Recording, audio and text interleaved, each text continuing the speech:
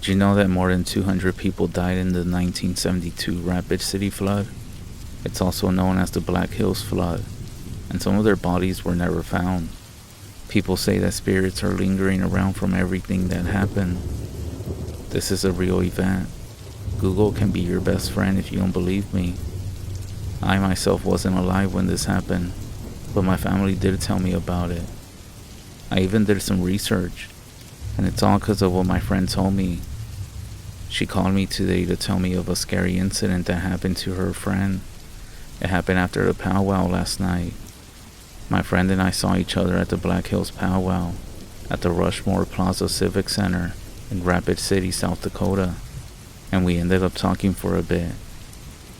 Anyways, she said her friend, who lives just about 3 blocks from the Civic Center, she was walking home after the powwow was over, and as she was getting closer to the bridge, the one that goes over Rapid Creek, she heard somebody from the side of the bridge saying, "Hey, can you help me?" So she stopped before she got into the dark spot where the street light is dim, and she looked towards the side of the bridge where the voice came from, and as her eyes focused, she could see a dark figure standing at the corner of the bridge. And even though she couldn't really see the face, she said it felt like it was looking at her. It ended up asking her to help him, but this time he said, "Can you get my mom? I need her." She froze because the voice sounded weird. Just then a car passes by, and when the headlights from the car hits the bridge, she noticed that the figure is gone. But as soon as the car passes, and it gets dark, the figure is standing there again. By then, there's more cars coming from the Civic Center, so she runs to the opposite side of the bridge, and as the cars pass, she runs into the lanes of the oncoming cars. Thankfully, there were no other cars coming towards her. Right alongside the cars as they go over the bridge, and she starts to hear screaming sounds mixed with laughter. Now she starts running till she reaches the stoplight, but she says she had a feeling of something behind her, but she was too scared to look back. And by this time, there's almost no other cars passing either way, so even though the crosswalk was the red light, she ran across Omaha Street and runs the 2 blocks home. So that is one of the reasons my friend called me, because tonight after the powwow is over, her friend is going to need a ride home, and she was looking for a ride for her. She shared this with me. If I was still in town, I sure would have gave her a ride home. I really do hope she found a ride for her friend. I will never walk through that area at night. There's a lot of things in history, including killings, drownings, that happen in that area. And if you're from around here, you know exactly what I mean.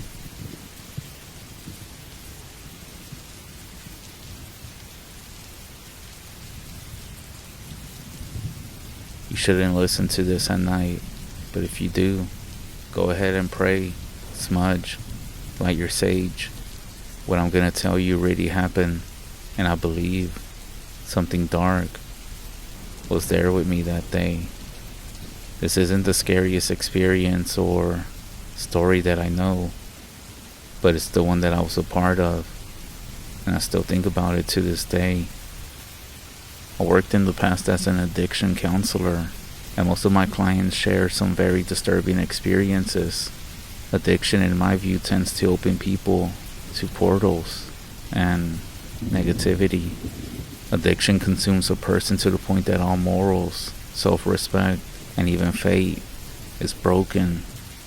So I had a young lady come in for a session, and every single time we were done, I felt completely drained. I felt like I was in a boxing match. The trauma and the negativity she carried was just overwhelming, and she just continued to struggle with poor decisions. Seriously, I felt like inside of me there was a battle going on, to the point where I would actually get ready every time that we had an appointment. One day, she came in angry, something about exposing one of her kids to a dangerous person. As we spoke, I could feel the air around me change, to the point where I could see a thin, light mist in the room. I rubbed my eyes as she started to vent, getting angry as well, It's at this point that I knew it, that something came with her. She even noticed my demeanor and whisper, "You feel it, right? Don't you?"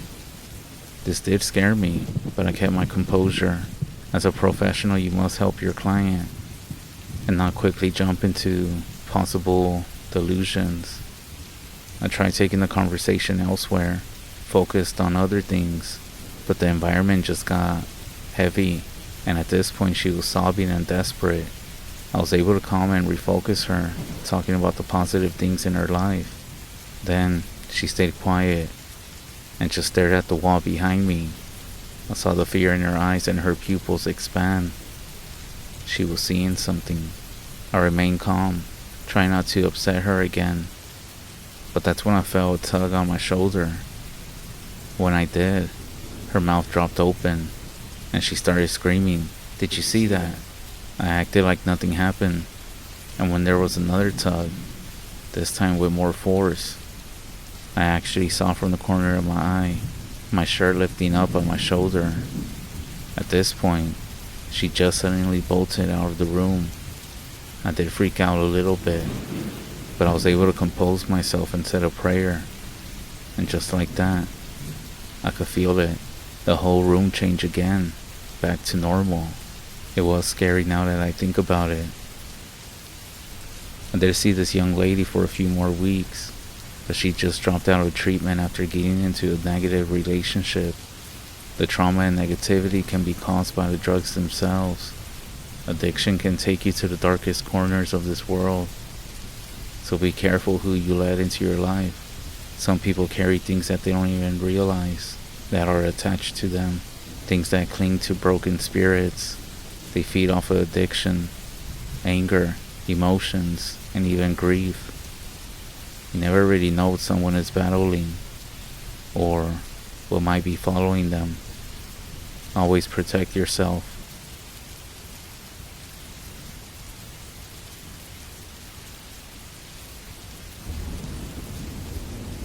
What do you think about owls? Bad luck? A bad omen? Is it a good thing if you see one? A shapeshifter? I had quite a few encounters with them. More than once. Well, my mom's family is mixed. We aren't that close with our indigenous family. Simply because we live all the way in California, and they live in Oaxaca down in Mexico. But when I turned 15 years old, we went to go spend a month with them, with my grandpa and the rest of the family. My grandpa, he's a native guy. He is part of the Zapotecos community. For those who don't know, los Zapotecos viven in Oaxaca. The Zapotec people, they live in Oaxaca. Well, he's hunted all his life. He's also a really good tracker. So one day he decides he wants to take me hunting, even though I have never used a gun before. He shows me how to shoot before we leave, so that I'm not clueless.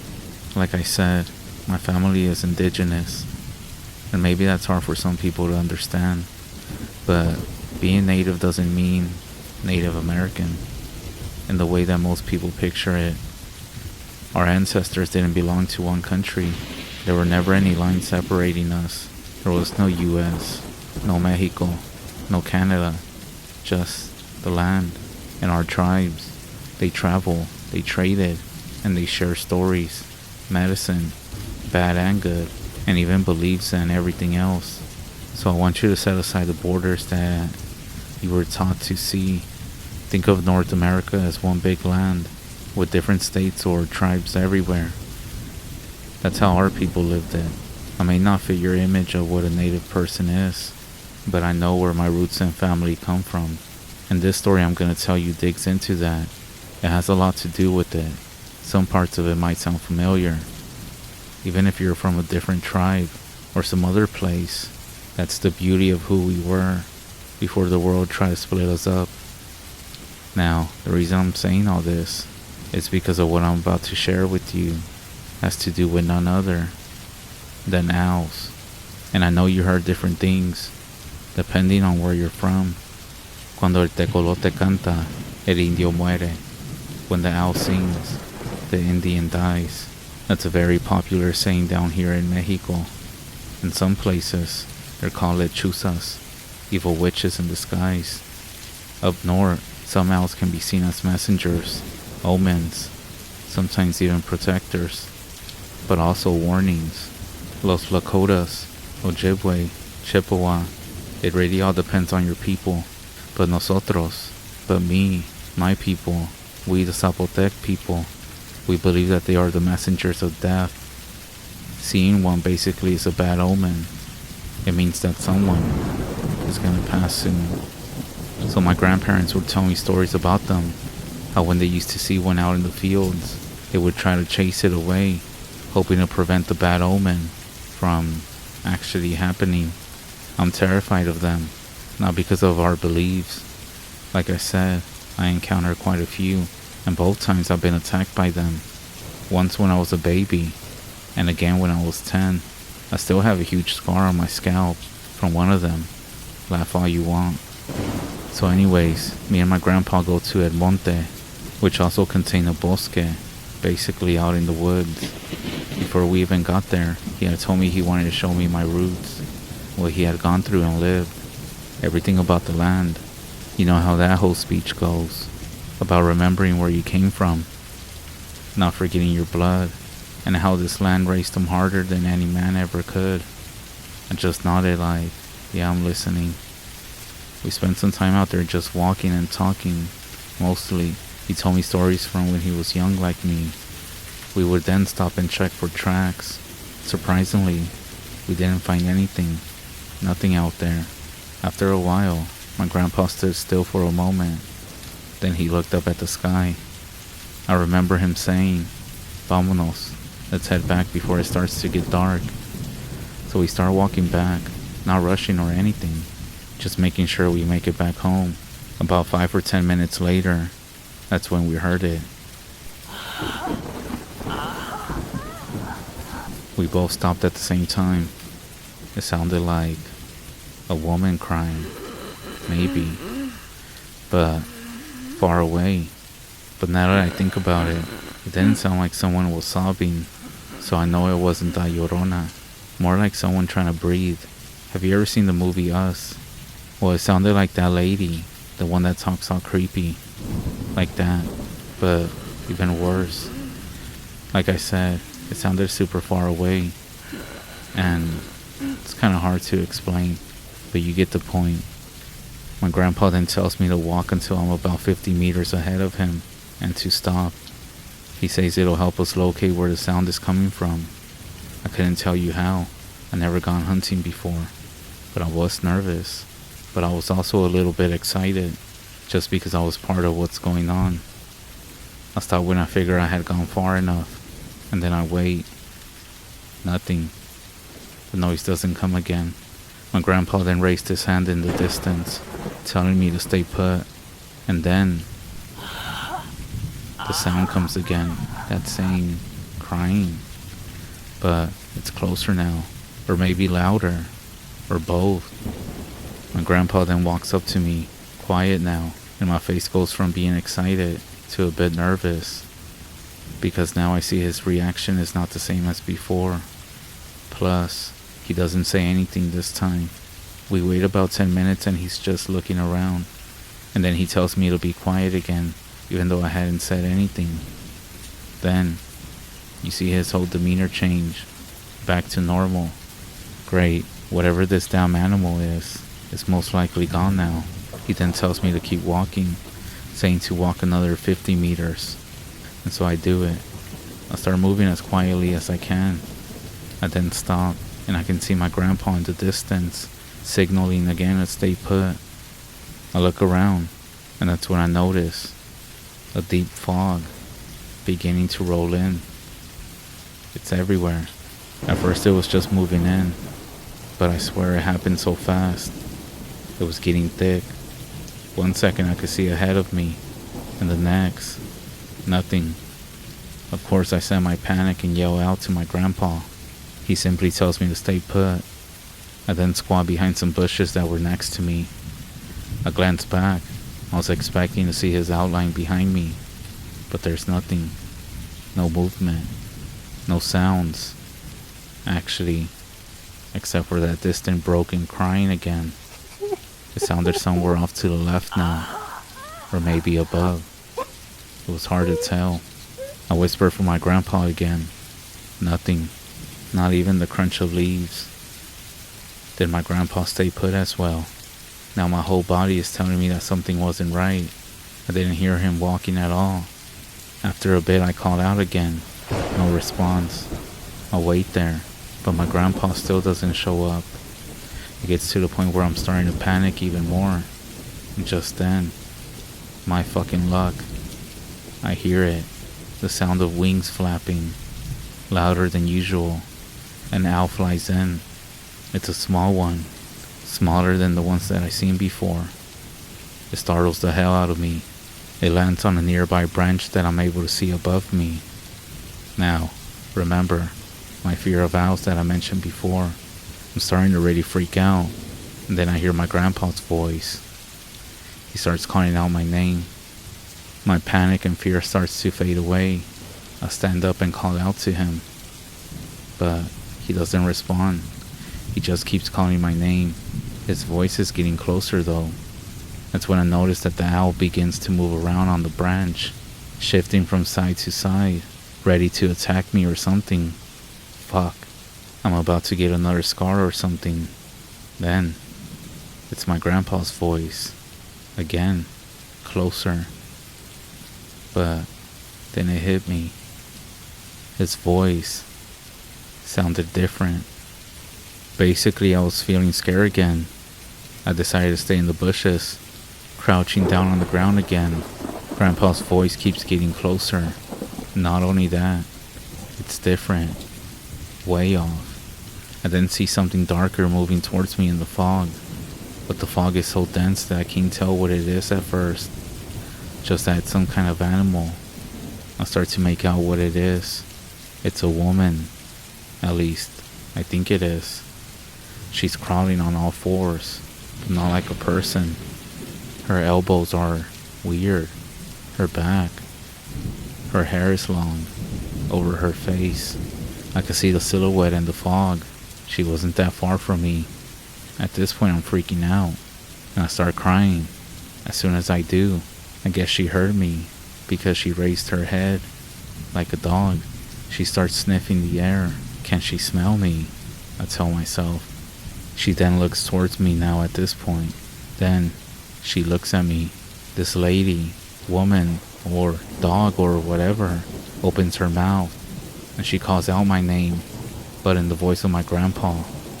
Right away I think about shooting her, but I'm useless with a gun. I'm fumbling with it. My hands are shaking. She starts crawling towards me. I forgot to mention the owl had calmed down, but now it's making all sorts of noises. Screeching and flapping. Was this damn owl telling this she-horse demon, whatever it is, where I was at? Fuck. This woman is now a few feet in front of me, and she moves her head up towards the owl. Part of her hair goes to the side, and I can see her. This isn't no creature. This isn't a monster. She's blind. At least I assume because her eyes are gray. But what scared me the most is that, in that moment, she was smiling up at the owl. Then, she calls my name again. The owl then stops making noise all at once, and turns its head to look at me. Suddenly, it dives down, and it begins to claw at the woman, biting her, scratching her, or whatever it was doing. She then starts screaming, wheezing, or something. Fuck this, that's enough for me. I take off running. I don't even know which way. All I know is that she's blind. I hear her wheezing, scratching, running. Was she fucking running now? And this woman is calling out my name. Of course, I fumble and trip. As I get up, I hear it. She's calling my name still, making that fucking horrible wheezing sound. I look back, and there she is. From what I remember now, the fog was clearing up a bit, because she seemed a bit further, except that now I could see her too. She also has the owl in her mouth. It looks dead. Suddenly, my grandpa starts jogging over to me and yells for me to stay on the ground. He shoots at the woman, 2 shots, and the woman got down on all fours and ran, crawled away, whatever it did. Grandpa then continues shooting, kneels down, and he puts his hand on my shoulder. I'm shaking, covered in sweat and dirt, but somehow I know we're fine now. Whatever the fuck that thing was, it's gone. For now.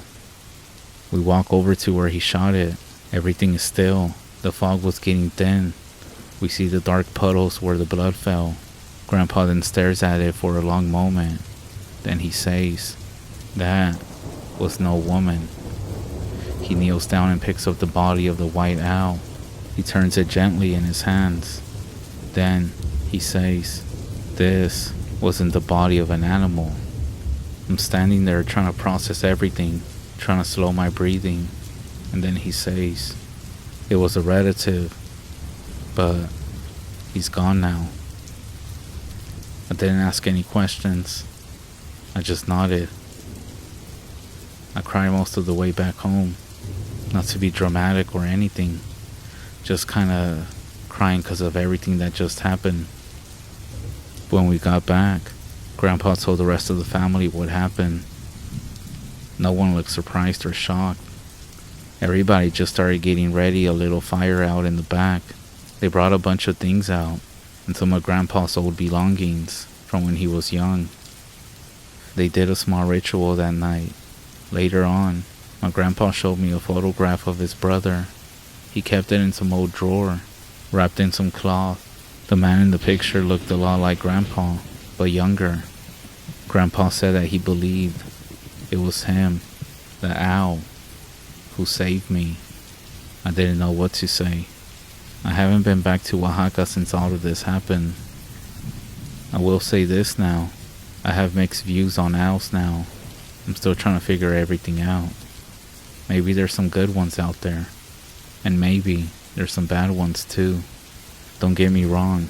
If I see an owl, I'll most likely still get scared. Especially at night. But maybe it's one of those things that where it all depends on the situation, the land, the timing, and maybe the spirit behind it. But what about that woman? But my grandpa did tell me it was not a creature or anything like that. He said it was actually a witch who made a deal with the devil. In exchange, she gave up her eyesight. What were you told about owls? Cuando el tecolote canta, el indio muere. When the owl sings, the Indian dies.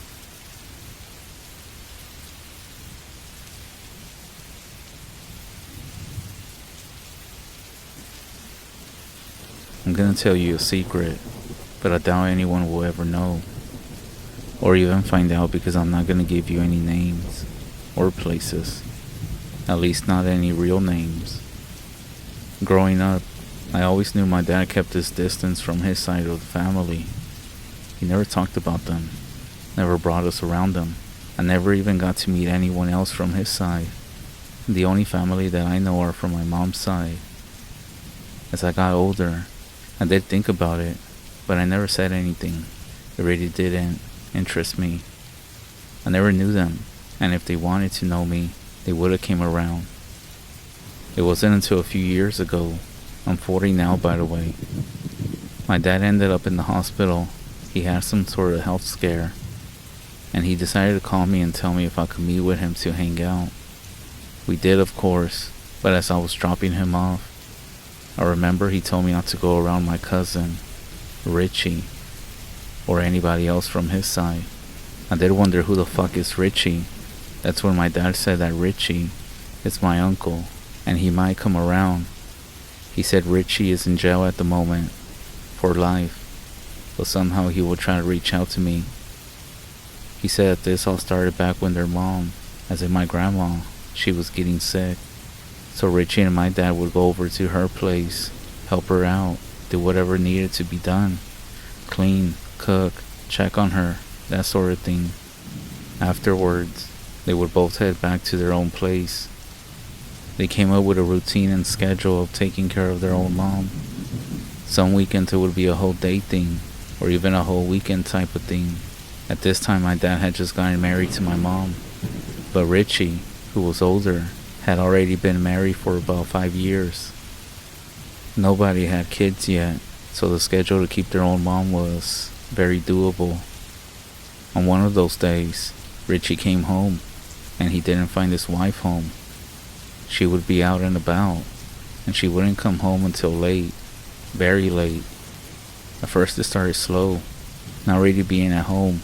Sometimes she would be gone all day, especially on the days when Richie would be over at mom's home taking care of her. The weird thing is that Richie said every time that she came home, she smelled like the fat from a sheep.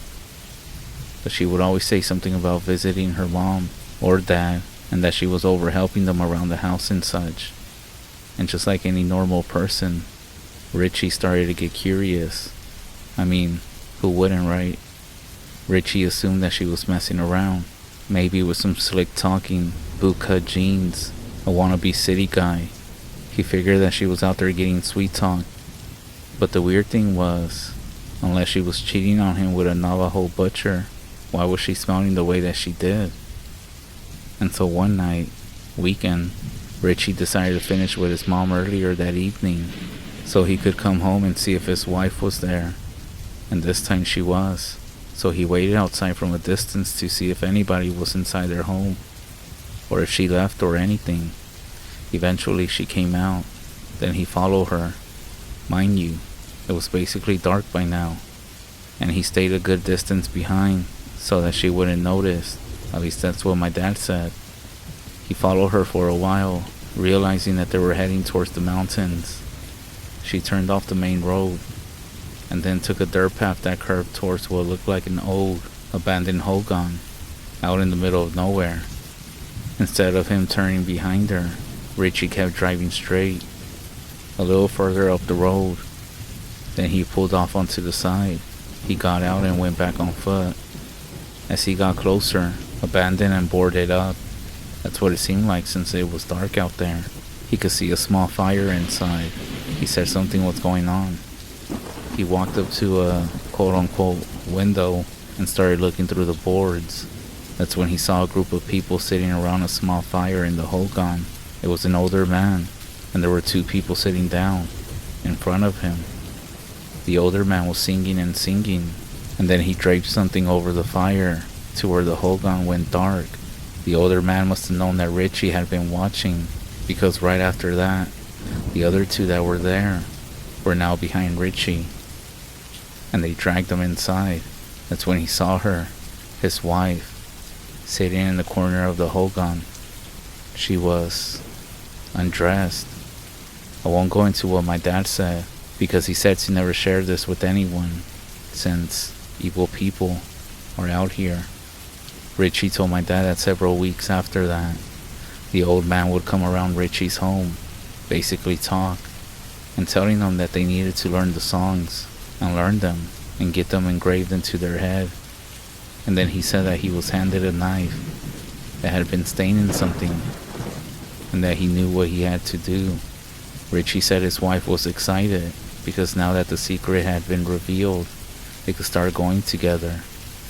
I know this sounds weird, but hear me out. There's a point in all this. Richie said that he knew what they were trying to get him to do.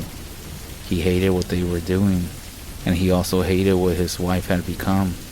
And so he decided, well, he ended up killing his own wife.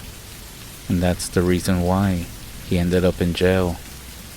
And through a jail visit, that's where Richie told my dad everything.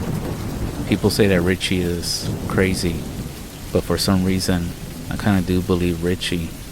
Scary as shit. My dad said that my grandma eventually passed away, not too long after Richie went to jail. Come to think about it, maybe it was his wife who was making Richie's mom sick the whole time.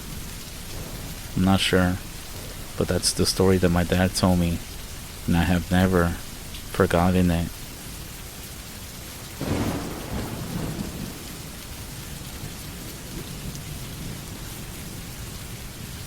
I'm from the state of New Mexico, and I'm also native from a tribe located within the state.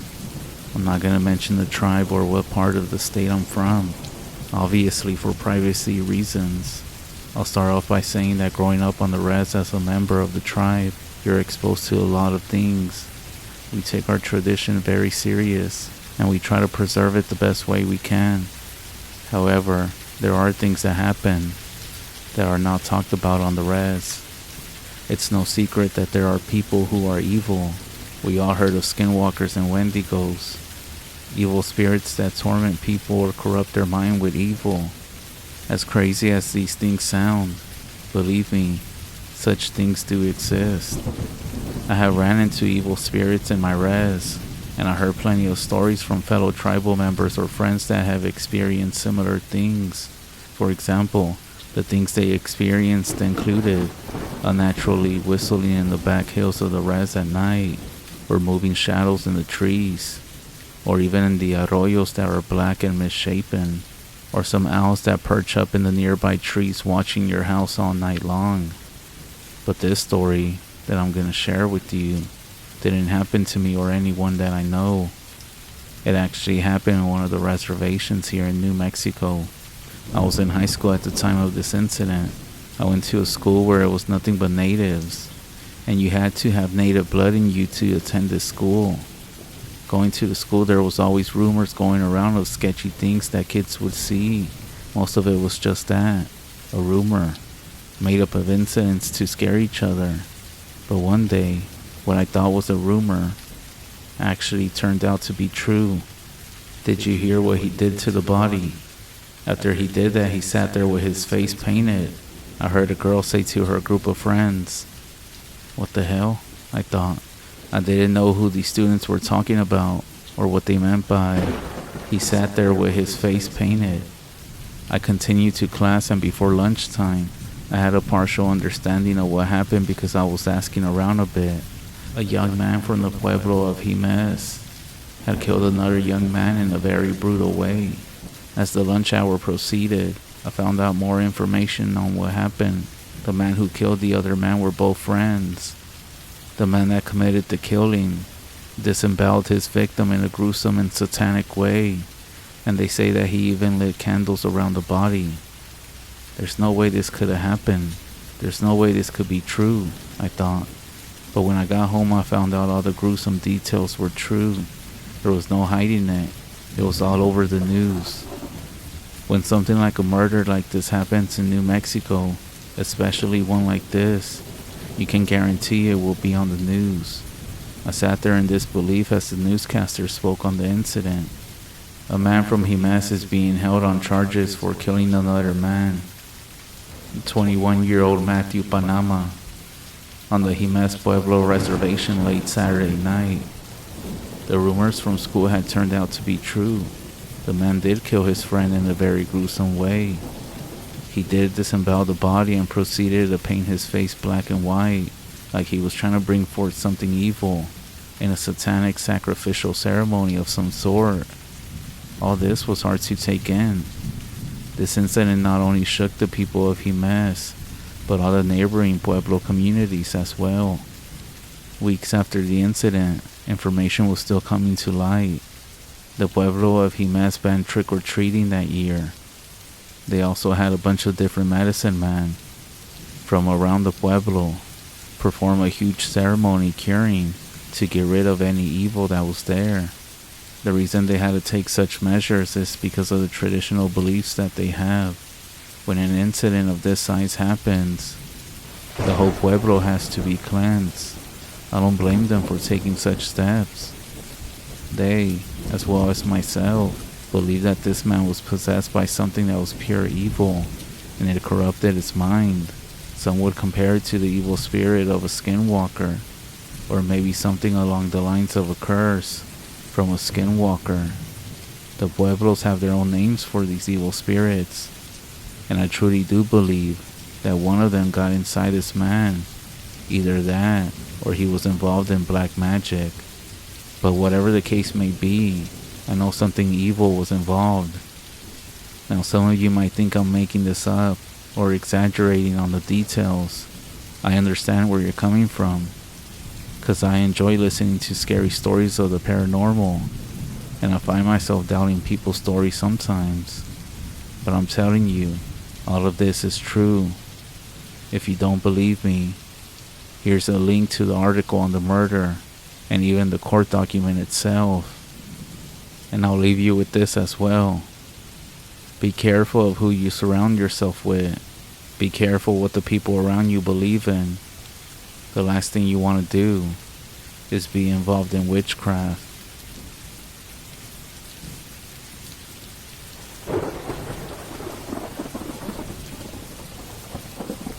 I want to tell you about something that happened to me not long ago at my grandpa's ranch in West Texas. Even now, it seems very strange to me, and ever since that day, I've been afraid to stay there. I hope someone can help me and give me more information about this situation. My grandfather's ranch is a stretch of land at the foothills of a mountain area. The area is full of hills and valleys, and it's surrounded by a forest. There are neighbors, but each neighbor has so many acres of forested area behind their house. The weather is pretty cool most of the year, and it's very cold during the winter. I guess because of the elevation. The ranch does offer a great view of the valley, as long as the fog doesn't cover everything and block the view. For any nature and cold weather lover, it's the perfect place to spend the weekend. From a very young age, I remember spending holidays and weekends there with my family. Most of the birthdays were celebrated there. Let me put it this way, the ranch is a spot for family and friends. But this story that I want to tell you happened around July 4th weekend. At that time, the whole family went. My grandfather had organized a full fiesta with typical food and brought fireworks to celebrate Independence Day. When I say the whole family, I mean about 20 people. But my grandfather, my father, and a cousin witnessed everything that went down. It was around 8 p.m., and everyone else was inside the house waiting for dinner. My cousin and I had been drinking, and we didn't want to go inside. Let's just say that we preferred the stillness of the night, which gave us a view of the valley. The beer and the cold made me really need to use the bathroom at some point. I had two options: go to the bathroom in the house, or go to the outhouse, which was about a 5-minute walk from the house.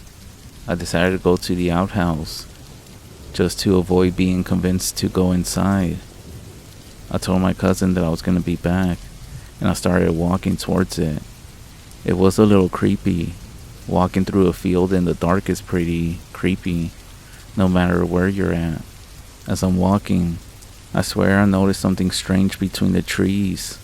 Even though the moon provided some light, it wasn't enough to see perfectly what was there. I swear something was moving among the trees. At first, I thought it might be a wild animal, maybe the dog that my grandpa had. I stopped walking and tried to focus on what was there. It seemed to be moving really slow between the trees, appearing to do so.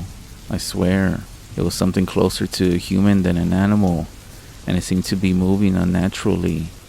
Then, whatever was out there just seemed to stop. At this point, I'm creeped out, so fuck going all the way to the outhouse.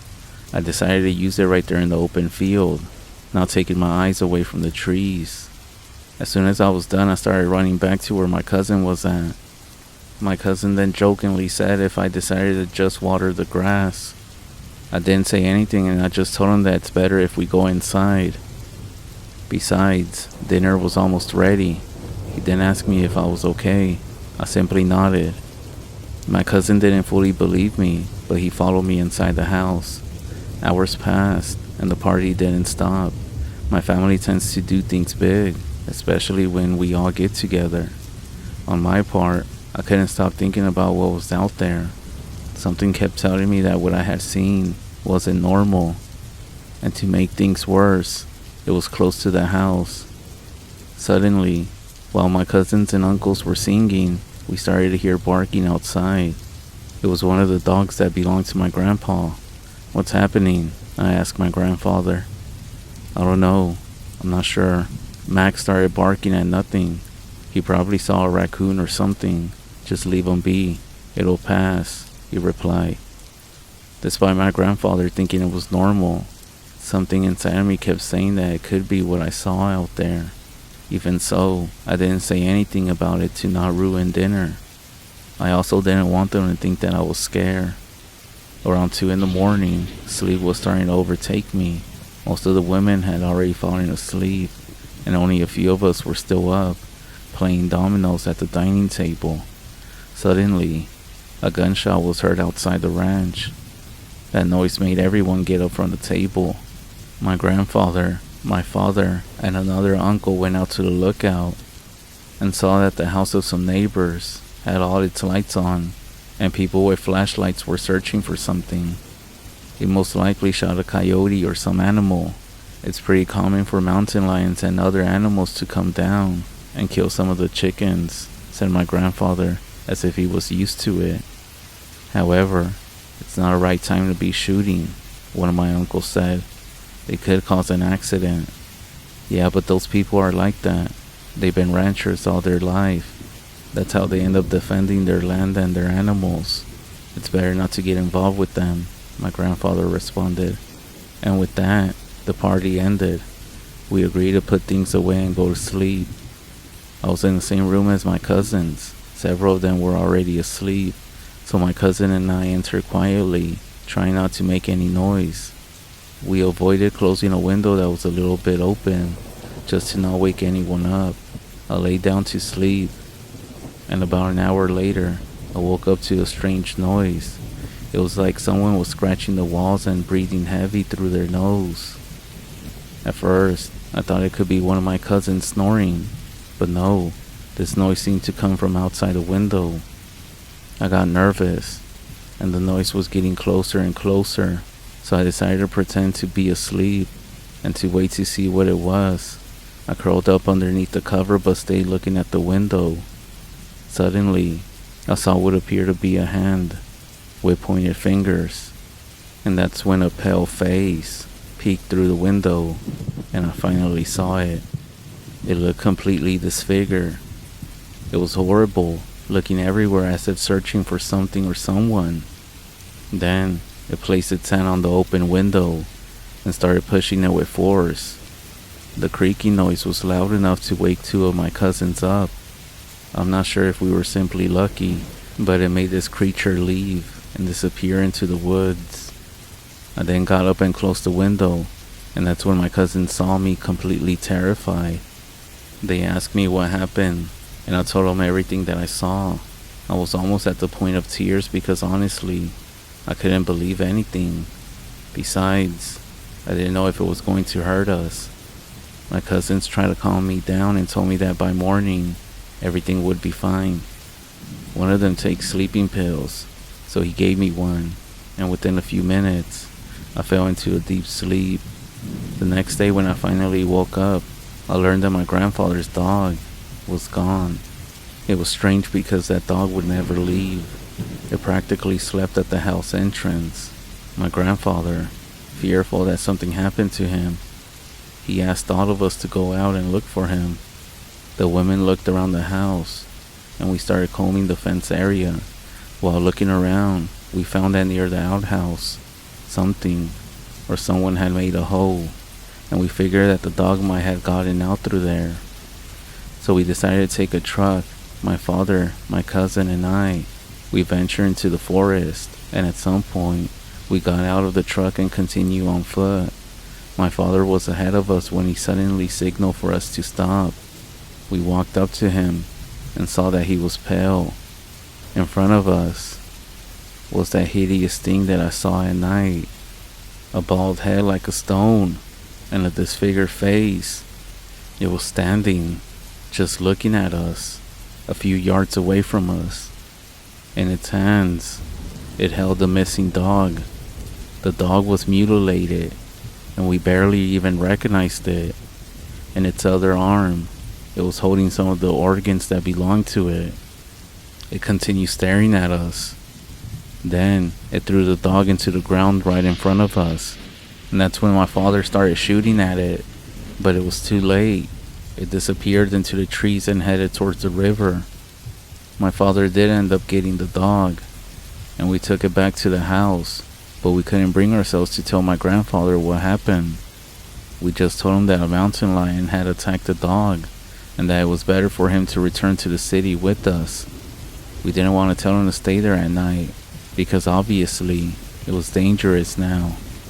Seeing his beloved dog, my grandfather started crying. He then told us that a mountain lion couldn't have done this. Of course he knew we were lying. However, I guess after seeing this, he agreed to return to the city for just a little bit. The months went by, and my father received a call from my grandpa. In the phone call, he didn't say much. He just said it was safe to go back to the ranch, and that he was now starting to get ready for the New Year's party. He mentioned there was nothing to worry about anymore, as the neighbors had dealt with the so-called mountain lion. To this day, my grandfather hasn't said what the neighbors killed, but to be honest, ever since we returned to the ranch, we haven't seen it again.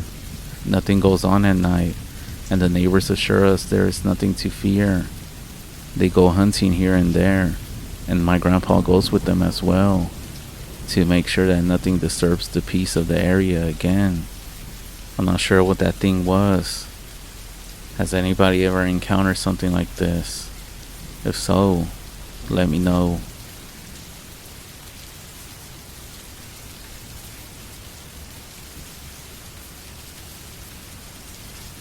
I'm writing this to share a warning with you all. There are things you shouldn't dig into, read about, or even listen to. I've been listening to scary stories, just like most of you that will hear this one. I know you enjoy stories of the paranormal, skinwalkers, and stories about bad medicine, witchcraft, and black magic, or as we call it back home, brujeria. I'm not referring to evil ladies wearing pointy hats, performing rituals at night, as witchcraft can be performed by anybody who practices these dark things. Among natives, there are many superstitions and warnings that have been passed down through generations, like not whistling at night, or not speaking of certain things at night. Well, let me tell you, bad medicine, brujeria, it's all true. You see, I've been cursed my whole life. Ever since the events I'm about to share with you, I have always been afraid to put these memories into words. But I know my life is coming to an end. I feel like I gotta share this story with you all. Maybe it's the weight of my age, or I'm simply trying to unburden myself. But I want you to know that if something does happen, I have lived my life fully, and I'm at peace with my maker. This is one of my final testaments about the disappearance of my best friend, Stephanie Rodriguez. Back in the 90s, after working so hard without taking any vacay, I finally decided to take a break from work. My girlfriend Stephanie were both passionate about hiking and camping, so we decided that it was time to explore a new place. Stephanie, who is Mexican, suggested that we explore some of the beautiful isolated mountain regions down in Mexico, where some of her family lived, or at least used to live. I'm also half Mexican. I speak Spanish and been to Mexico plenty of times. However, Stephanie was actually born in Mexico, and she grew up there, so she was a lot more familiar with the regions. We have been dating for a few years now, and before you ask, I was actually planning to propose to her at the mountaintop of where we were going. So the day arrived, we packed our bags and set out. However, despite all the warnings and concerns expressed by family and friends, they told us that the area was very unsafe at that time because there were many conflicts for various reasons. Stories of drug cartels fighting over land, cursed places and territories where people simply don't venture out. Many regions that were left alone because the natives had not welcomed anyone for many generations. It wasn't the right place for us as a couple to venture out to, but we didn't let fear stop us. Her family lived in the state of Guerrero. She had shown me pictures of this place of when she was a kid, and it was beautiful. Our plan was to reach the town and stay there for a night. From there, we would travel a long path that would lead to a forested area. That's where several isolated communities were located, and one of these was the birthplace of my girlfriend's father. and several of her relatives from when she was a child. She used to visit that place with her family and had beautiful memories of there. She said that everyone there was connected to nature and the surroundings, very traditional and not up to date on the latest tech. It's not that they were behind, they prefer to stay in between themselves and their traditional roots. Which was fine, but as you all know, and now I know, sometimes separating yourself from the world and living remotely can be the best thing, or the worst thing. Personally, I wanted to enjoy the experience of a campsite in the middle of the forest, in another country, and see what differences this had from hiking and camping in the States. We arrived in town after a day. We had our map. It was the 90s, a time when cell phones were not fully around yet. As we ate at one of the small food places, we also asked one of the locals for directions to the village. After all, this was undeveloped land, with dirt roads cutting through dense forested areas. The guy gave us a curious look and asked, "Why do you want to go there?" Stephanie responded by saying, "I grew up in this village and wanted to visit some of my family." The expression of the guy shifted to one of concern. He pointed out the location of the village on the map and said, "Just be careful. Make sure you get there before the sun goes down. That place, it isn't what it used to be." His warning sent a shiver down my spine. But again, what isn't creepy or mysterious out here in these remote areas? We thanked them and started our journey, venturing onto a path that was leading towards the woods. Despite the bright sunshine, a strange sense of unease began to overwhelm me. It felt like somebody was watching us. It was the curious eyes of the locals that we would come across. They seemed to follow us and stare at us. I inquired from Stephanie why these people were just looking at us. That's how people are here. They don't really like outsiders. Just ignore them, she said. Despite this, we kept walking down the path until about an hour of walking. We finally arrived at this community village. As soon as we got there, everything seemed off. It was a small community with about 10 houses. We saw some people standing outside their homes, but the way they looked at us was creepy, kind of scary. I couldn't help but think about how Stephanie had grown up in such an isolated area. When I saw her face and I heard that she said that something was very wrong and that this place wasn't like it was before, I got scared again. Maybe I seen too many scary movies. We kept walking and finally, we arrived at the house of Stephanie's relatives, a beat-up home with a roof that was falling apart and boarded-up windows. Seeing the place in ruins was disappointing. It wasn't what I had imagined for our visit. After knocking, an old woman came out to greet us. She turned out to be the widow of Stephanie's uncle, who apparently died of a fever. But the way she explained it, the way she was stuttering and shaking, made it seem like she was making up stuff. She then invited us in, and that's when I saw. All the walls were corroded and discolored. The smell of oil and food filled the air, and all the candles were creating a creepy environment. There was old worn furniture everywhere. I looked at Stephanie, whose face reflected surprise and disappointment. She asked why everything was empty, almost rotting away, and before we could say anything else, the woman led us to a small room at the back of the house. We sat on some torn sofas. We watched the woman as she told us about the sadness and hardship that she has lived through since her husband's passing. He apparently died some time ago. She said her husband and several men from the village, mostly men, were working out in the fields when one day, they all suddenly fell ill. They started to suffer from a strange disease that consumed them without any cause, and there wasn't any cure for those sudden fevers. This illness devastated them and left them almost to the bone. Others said that they looked like zombies, just rotting alive. They died in complete agony.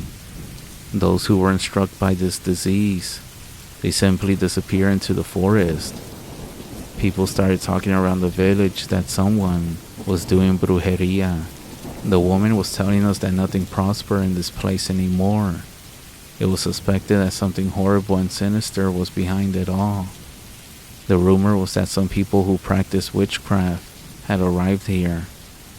Everything seemed connected to the arrival of some very strange men, outsiders who had come to the area. She said these people sought refuge in the mountains to carry out their practices. Even though the woman didn't want to reveal specific details, she said that these men ended up worshipping something dark and evil. Eventually, the townspeople came into conflict with these people, as people were falling ill, disappearing, babies were being born dead, livestock dying, all types of noises at night, and some people even said seeing weird disfigured silhouettes outside their windows at night. Eventually, this ended bad for the people in the village. As soon as the woman finished telling us all of this, I turned to Stephanie and said, "Let's get out of here right now." "But wait," my girlfriend said, turning to the woman. "Have you ever actually seen any witches?" The woman shook her head. "No, I never seen them myself. It's just what people say around here." Stephanie smiled and looked back at me. "See, let's just go to the mountaintop. It's not that far. We can take some pictures and come right back before nighttime." I hesitated, feeling a knot of unease in my stomach. This place gives me the creeps. It's still daylight. There's no witches around. It'll be quick. I sighed, still feeling uneasy, and the only reason I agreed to is because of the whole proposal idea. "Alright, but let's make it quick," I said. Just as we were about to leave, the woman grabbed my arm. She looked me dead in the eyes and said, "Remember this.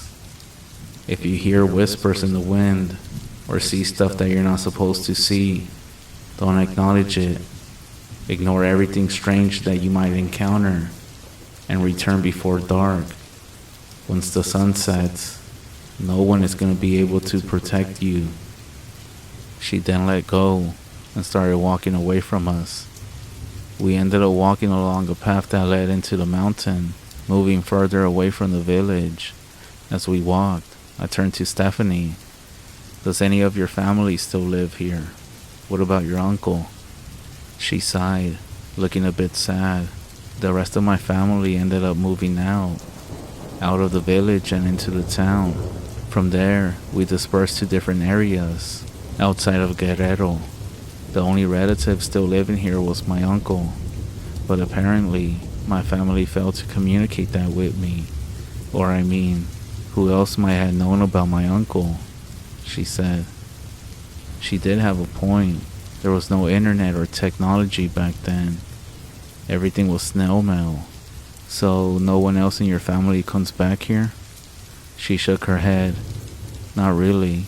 It's been years since anyone from my family has returned. We kinda lost touch over time. I knew that her mom or dad didn't live here. It was her further out family and relatives that lived here. Let's make this quick and get back before dark, like the lady said." Stephanie nodded, and we continued. After about 30 minutes, we arrived. The landscape was very beautiful, with panoramic views of the valleys and forests stretching as far as the eye could see. Despite all the warnings and the experiences that we had, I couldn't deny the natural beauty of that place. After some pictures, I had planned to pull out the ring, but because of the creepy circumstances, finding out about her uncle's recent passing, and all the scary feelings I had, I chose not to do it. Stephanie and I sat down and she began talking to me for a few minutes. She was telling me how she used to come up here when she was a little kid. We soaked in the views together, but still, I couldn't shake the eerie feeling that had settled in my gut. At this point, I was ready to leave Mexico and go back to the States. "We should head back," I said, trying to keep my voice steady. Stephanie nodded. "Yeah, let's go. We'll come back another time." Yeah, fucking right, I thought. Never coming here again. We started our descent, and the sun was now starting to dip lower in the sky as well. As we were walking back, a strange feeling began to creep over me again. It seemed as though someone or something was watching us from the trees and bushes. Kind of like that feeling that you get when somebody is watching you. I mentioned this feeling to Stephanie, but she simply dismissed it as my imagination. We continued moving. I figure it must have been some of those crazy people from the village or from the town. After some walking and arguing back and forth, we realized we had been walking in circles on the same path without finding our way back to the village. Slowly, the sun began to set, filling me with fear and desperation.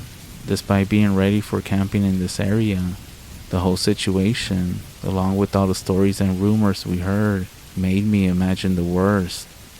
The feeling of being lost became so overwhelming, and fear took hold of us with each passing minute. I do regret it now, but we ended up camping. Stephanie was used to being in these situations, and said that in the morning, the path would look better with the sunlight. There was nothing to worry about. We just had to spend the night here and return in the morning. So we set everything up and we tried to light a fire to get some light and warmness. But even the crackling flames seemed scary. Time passed slowly as we both went into the tent, trying to find some sense of security and get some rest. Eventually, I fell asleep. In the middle of the night, I woke up to find Stephanie sitting up, breathing real heavy, which made me nervous. As soon as she saw that I was awake, she put her hand over my mouth before I could ask what was happening. We stayed silent, and then we heard footsteps right next to the tent. At that moment, fear overwhelmed me, and it got worse when the tent was suddenly open. Somebody dressed in black emerged. A man with his face all covered in mud. At least, that's what I thought it looked like. He grabbed Stephanie by the hair and started dragging her outside. I tried to stop them from taking her, but outside, I saw a large group of dark figures dressed in black robes. I was petrified with fear at this whole terrifying scene. Despite my desperate struggle to prevent them from taking Stephanie, I couldn't. I fought to hold on to her, but all of my efforts were in vain. In the blink of an eye, I was pushed aside, finding myself alone in the middle of nowhere, helpless against these people surrounding the tent. That's when the whispers and sinister laughing filled the air, increasing my panic with each passing second. Desperation overtook me as I realized I was alone, facing about 12 of these things around me. That's when I heard Stephanie's terrified screams, pleading for help, crying out in pain. I shouted desperately, trying to find out where she was. I wanted to run and find a way to escape. But then, one of those black figures blocked my path, and the next thing I felt was a strong blow to the head, and then everything went dark. The first rays of sunlight woke me up. My body was aching, and everything seemed calm.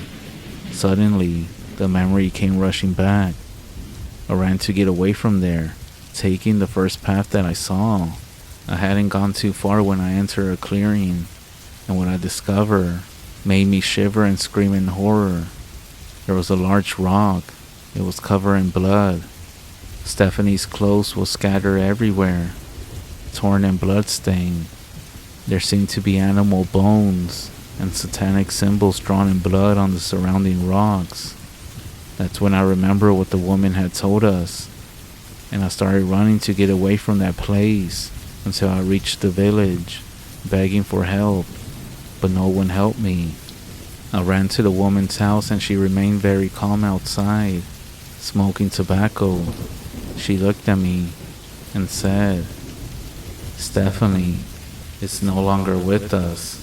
Be thankful that they spared your life. Leave here and never come back."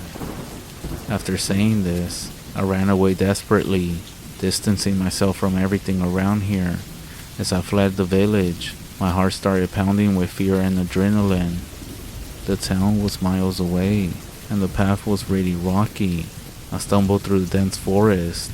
When I finally reached the outskirts of the town, exhausted and desperate, I tried to report Stephanie's disappearance to the police, at least to the local authorities, but they didn't seem like they cared. It was almost like they knew what was going on in the mountains. and had chose to turn a blind eye. I ended up leaving the town as nobody was helping, and my priority was to inform Stephanie's family about what happened. I don't remember the journey back, but my mind was remembering what I witnessed and the overwhelming fear that had settled deep within me. As I approached Stephanie's parents' house, I asked myself, how was I going to explain this? I knocked on the door, my heart pounding in my chest. Stephanie's mother answered. Her face had a hopeful smile that quickly turned to her being confused as she noticed that I was alone. "Where's Stephanie?" she asked. I took a deep breath, my voice trembling as I tried to find the right words. "I'm sorry. Something terrible happened. We went to the village and Stephanie was taken. There were these people. They dragged her away. I tried to stop them, but there were too many." Her face got pale, and she stumbled back, her hand covering her mouth. Her cries drew the rest of the family to the door. Her father. Everybody was there staring at me, their eyes wide with shock and disbelief. "You lost her. How could you lose her?" her mother said, her voice breaking with grief. I tried to explain, recounting the events as best as I could, but even I couldn't believe what I was explaining. The more I spoke, the more I could tell they were being filled with anger. Stephanie's father then stepped in front of me. "You shouldn't have gone there," he said. His voice was low. "There are things in those mountains, things that you will never understand. We never want to see your face again. You brought this curse to our family." As I turned to leave, Stephanie's father grabbed my arm, pulling me close. His eyes bore into mine. "Leave this place and never come back," he whispered. "You brought back something dark with you. Go and pray that it doesn't follow you back home." Tears streaming down my face. But now that I think about it, and now that I look back, Stephanie's family knew something. Why didn't they go look for her? Why didn't they call the police? What if they were involved? The mind can go to some dark places when you just linger into the same thoughts over and over. I left Mexico as quickly as possible, hoping to find peace and safety back in the States. But as soon as I made it back home, the nightmares began that first night. I would wake up in sweat, hearing Stephanie's screams, and seeing those dark, shadowy figures closing in on me. Days turned into weeks, and the nightmares only grew worse. I became somebody who I didn't know, convinced that those forces from Mexico had followed me. My friends and family noticed the change in me, but I couldn't bring myself to tell them the full extent of what happened. How could I? They would think that I lost my mind. Anyways, it's been over 30 years since that horrifying day, and not a single moment passes without the memories haunting me. Everything that I experienced just doesn't fade away with time. It seeped into every aspect of my life, changing me in ways that I never expected. Relationships, even simple daily routines. Everything was tainted by the darkness that had followed me out of those cursed mountains. I sought help from a therapist, trying every possible remedy to cleanse myself of that curse. Some offer some temporary relief, but nothing could truly erase what I had witnessed, or the guilt that I carried for losing Stephanie.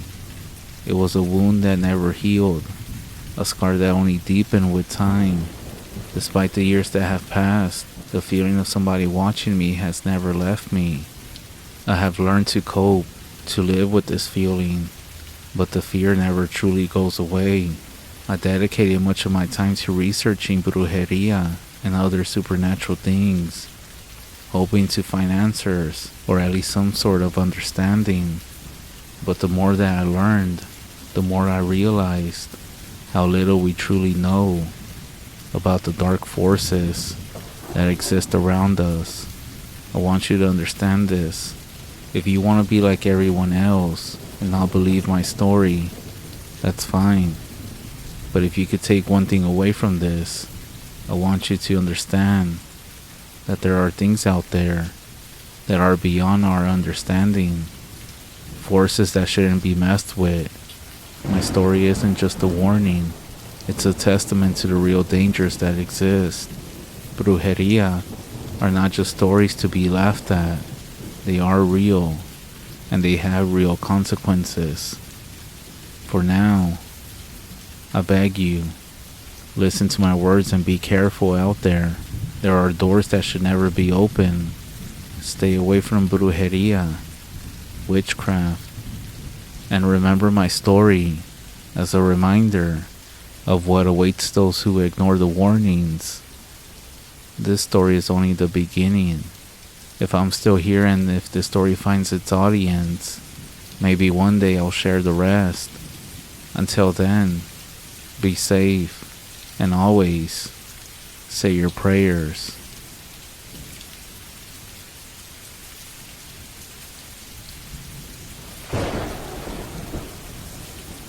I always been a mountain person. When people say they go to the beach for a vacay, I respect it, but I prefer the mountains. Something about these old giants have always fascinated me, as if I just cannot avoid but to be drawn towards them and be in awe. I'm a 21-year-old student. I consider that I have seen a fair amount of mountain ranges in Europe, all the way from Switzerland to Spain, and many other places around the world. I have always hiked and camped outdoors a lot, with family and friends, but also by myself. Now, I went to the US for college, and I've always been tempted to do a part of the Appalachian Trail. From the pictures that I seen on the internet, I always wanted to see them in person, and I'm not gonna lie, I must say that the great amount of scary stories of these mountains always attracted me a little bit as well. I am definitely not a person who likes scary movies or anything, but I enjoy reading fellow mountain experiences, and to be honest, I mostly just read stories about the Appalachian Trail to know how to get ready for when I go. That being said, I decided to go this year and do a small part of the Appalachian Trail. I went to do a small part between the borders of Tennessee and North Carolina, with Clingman's Dome being the icing on the cake. I was a little bit cautious to go by myself, since I'm not very familiar with both the geography as well as the wildlife in this part of the States. I wanted to go with a friend or my girlfriend, who is from North Carolina herself, but both my friend and my girlfriend declined because they had to work, which the plan was to go during spring break, so I just chose to go by myself since I am graduating this year and will return back to Europe. I started at this place called Bryson City and walked along the river until I reached the Nolan Creek. From there on, I just followed the trail until I got to Clingman's Dome, and from there, I would follow the trail for about a week. I had everything for this trip. I carried bear spray and pepper spray. I read some creepy stories about people in the Appalachian Trail, and I also brought an axe and a hunting knife. I had some canned food and lots of water, and for the rest, just my sleeping bag and tent. So when I started walking away from Bryson City, and I saw this beautiful mountain range, I couldn't be happier. I had been wanting to do this since I had arrived here in the US, and I was finally doing it. I did come across some people on the Nolan Creek. They were friendly, but I had to make up my mind that I would be better off alone than with strangers. I got to Clingman's Dome the same day, and I went a little further before I would set up camp. It was beautiful. At night, I slept a bit off the trail with a small campfire where I would get dinner ready. The first night went super well, and I was also exhausted from the hike to Clingman's Dome. The next 2 days were just as beautiful, and I saw lots of breathtaking views. The people I encountered on the trail were super polite as well. Then, on the third night, I feel like everything just took a strange turn. I had set up my camp just as usual, around 160 feet from the trail. No one was camping close to me, or at least not that I was aware of. While getting dinner, I got this super weird gut feeling that I was not there alone. I felt like if someone was looking at me from behind a tree, or something like that. I tried to just convince myself that I was having an amazing time, that I was safe, and that it was just my mind playing tricks on me. I went to sleep and put out the fire as always. Then, before it was daylight again, I woke up with that same gut feeling that even though I was in my tent, someone was watching me from a distance. I didn't hear a single bird, which was weird, because right before daylight is when they start chirping again. I only heard the wind. It made me feel uncomfortable, a bit scared, not gonna lie. I didn't fall asleep again, and first thing in the morning, after having breakfast in my tent, I broke up camp and decided to continue my hike. During my hike, I encountered a few people, and again they were very nice, but I stick to myself. While waiting on this part of the trail by myself alone, I felt like somebody was watching me again. I even had this feeling as if someone, or something, was following me. So every now and then, I would stop dead in my tracks to see if anything was following me. Now obviously my mind could be playing tricks, but I swear, I would hear some footsteps stop the second after I had actually stopped. According to me at that moment, someone was following me. I looked around the whole time and I never saw someone or something, which actually made it even more weird. After the long day of hiking, I made camp, this time closer to the trail than before, because for some reason I thought it would be more safe. I again had this feeling of somebody watching me while having dinner outside my tent. So I decided to finish it up in my tent and I went to the bathroom in a bottle, because I didn't want to go outside now. That's how scared I was. I tried sleeping by closing my eyes, but my mind just focused on hearing the whole time. And that's when I heard it for the first time. A knock, as if a branch was hitting a tree, or a small rock was getting thrown at a tree. Silence then followed, for like what seemed forever, but it was most likely just like 10 minutes. Then again, except this time, it was more clear. I was scared now, and I had no idea where to go since it was dark already. I put my flashlight in the tent and made myself as big as I could, so that my shadow outside the tent would look bigger because of the light. I don't know why this was my reasoning at the time. I just thought about bears, and I held my hunting knife in my hand. The silence had followed the second knock, but now I shouted to pierce the silence in the dark. First, I shouted that whoever was joking around, I was armed, and I was not wanting to be pranked. I thought this would scare them off, but it didn't. It was almost like if this person found it even more funny, knowing that I was pissed off at them. I heard another knock, and right after that, a knock on what I assumed to be the opposite side of my tent. So now, I was guessing it was 2 people instead of 1, and that they like to pull pranks on people who pass by. I tried to stay up as long as I could, but around 4 in the morning, my eyes just gave up. I woke up around 8 o'clock, again, with the light of the sun being my savior. I first tried to hear if whoever was pranking me was still knocking, but I didn't hear anything. I shouted again, stating that I was now gonna exit my tent with my knife in my hand, and that whoever was joking around should make themselves known. I walked out of my tent and I didn't see anyone.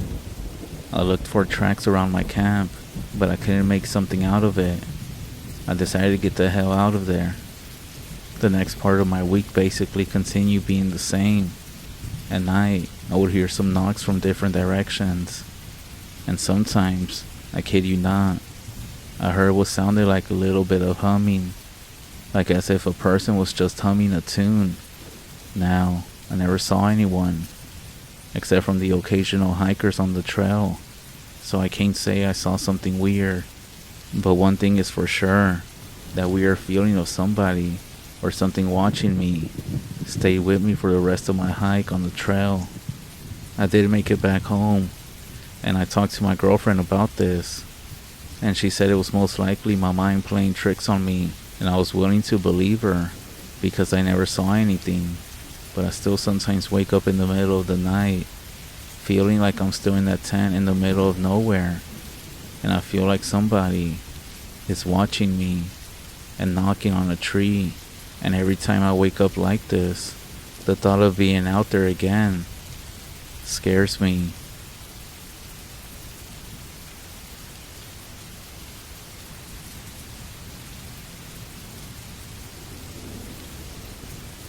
I was camping in the middle of nowhere in Washington.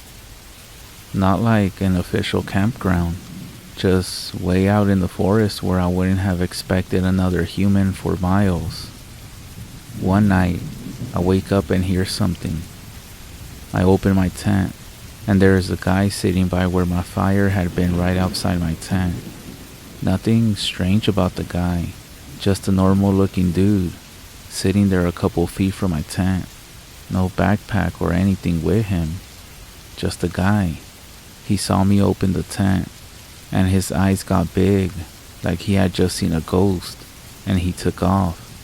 It shook me up pretty badly, but over the next day, I was able to put it out of my mind. After writing it off as just some strange occurrence, and a guy that was maybe high or something, and had somehow managed to set up a camp not far from mine. Then, 2 days after that, and 10 to 15 miles away in a totally different direction that nobody could take the same path as on accident, I was sitting by the fire that night, and I started to hear noises that I got more and more convinced were a person. I called out to them, and out of the darkness someone was like, "Yo, do you know how to get to Bell's Canyon?" I said no, I don't even think that's a real place there. They kept talking from just out of my line of vision. I tried to see them with my flashlight, aimed that way, and sounded kinda scared, and not wanting to piss off a potentially crazy person. I pointed the flashlight somewhere else. After like 15 minutes of being freaked out, and this person just talking and asking completely random questions, from the darkness, it sounded like the voice had gotten closer. So I ended up shining my light that way again. And it was the same dude who had been outside my tent 2 nights before. He must have followed me about 15 miles over 2 days, because there is no way he could have ended up in the same spot as me, as big as that wilderness is. No possible way. As soon as I shined my light on him, he took off again. I started to chase him but didn't want to get lost in the wilderness in the dark, so I stopped quickly after about 100-200 feet. This one couldn't be written off, because the only way he could have been in both places is if he was following me. I decided that the trip was over first thing in the morning, and ended up hiking back out over 3 days, always doubling back, trying to throw anyone following off my trail, and sometimes hiding and waiting to see if he would come by following me. I really can't describe how terrifying it was, to feel like I was being hunted through the woods, and to actually have to brainstorm on things I could do to best avoid ending up being killed. On the first night of hiking out, twice, I heard what sounded like a person walking circles outside my tent. But by the time I got the courage to look out, nobody was there. On the second night, I heard what I thought was an animal making noises at first in the distance, but I slowly decided that it sounded more like a human making animal calls. But it also could have been an actual animal, but I didn't actually see the guy again, but it really sounded like a person making noises. I basically cried when I finally got back to my vehicle. The relief was so strong. To this day, this was the most terrifying experience I ever had. I have no idea who the guy was or what his intentions were, but I just can't really articulate just what a terrifying few days it was. The whole situation was pretty intense, especially given that it went on for a few days. Like, imagine the feeling of noticing that there is someone following you in a dark alley, then stretch this out into 3 days, and make it to where you have to sleep in the alley, and that's exactly what this experience was like. The feeling wasn't of being scared, but it was this constant knot in my stomach that someone out there was hunting me for 3 days.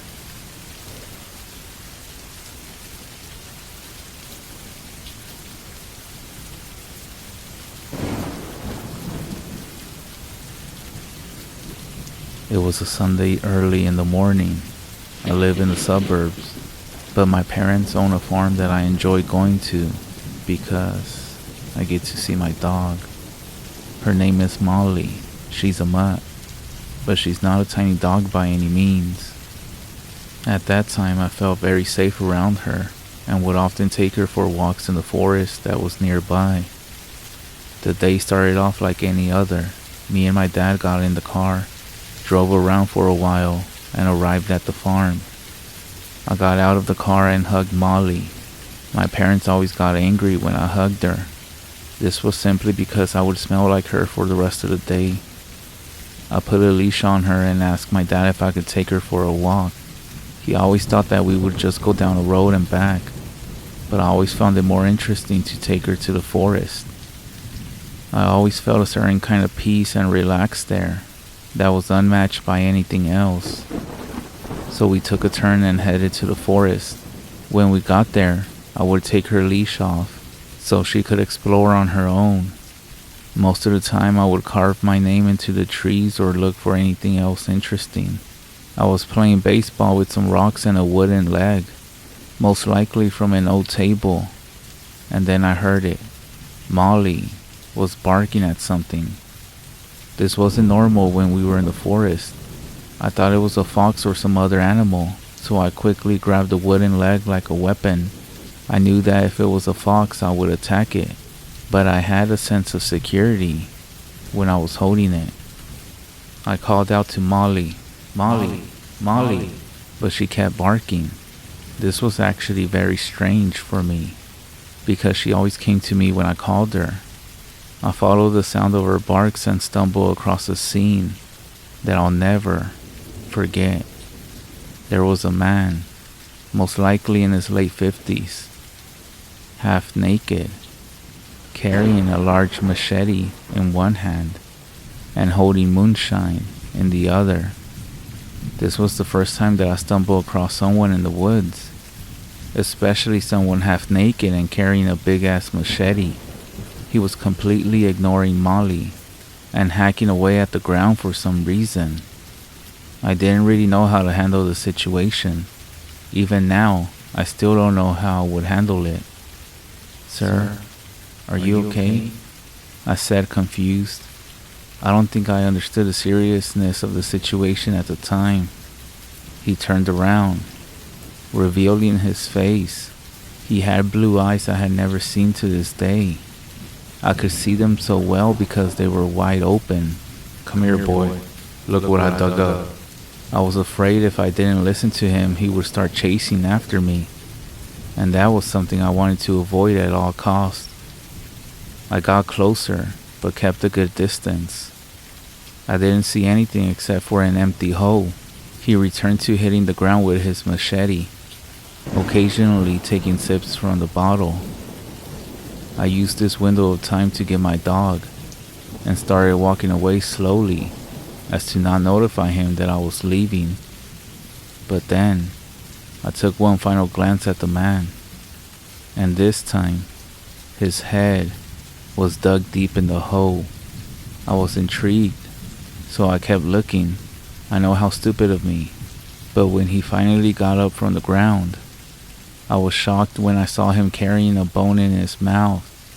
I have no idea what animal it belonged to. If it even did belong to an animal. That's when I saw enough and started running with my dog. As we ran, I heard him laughing, and then I saw something flying from the corner of my eye. It was that damn machete. I heard him yell, "God damn it." This actually made me run even faster. I know the forest very well, so I wasn't afraid of getting lost. I went through branches and bushes until I got out of the forest. But I didn't stop running until I arrived at the garage, where my father was testing out lights on our tractor. I didn't tell him a single thing about the man, since I was afraid that he would get angry and wouldn't allow me to walk Molly anymore. Needless to say, I never, ever went to that forest alone, ever again.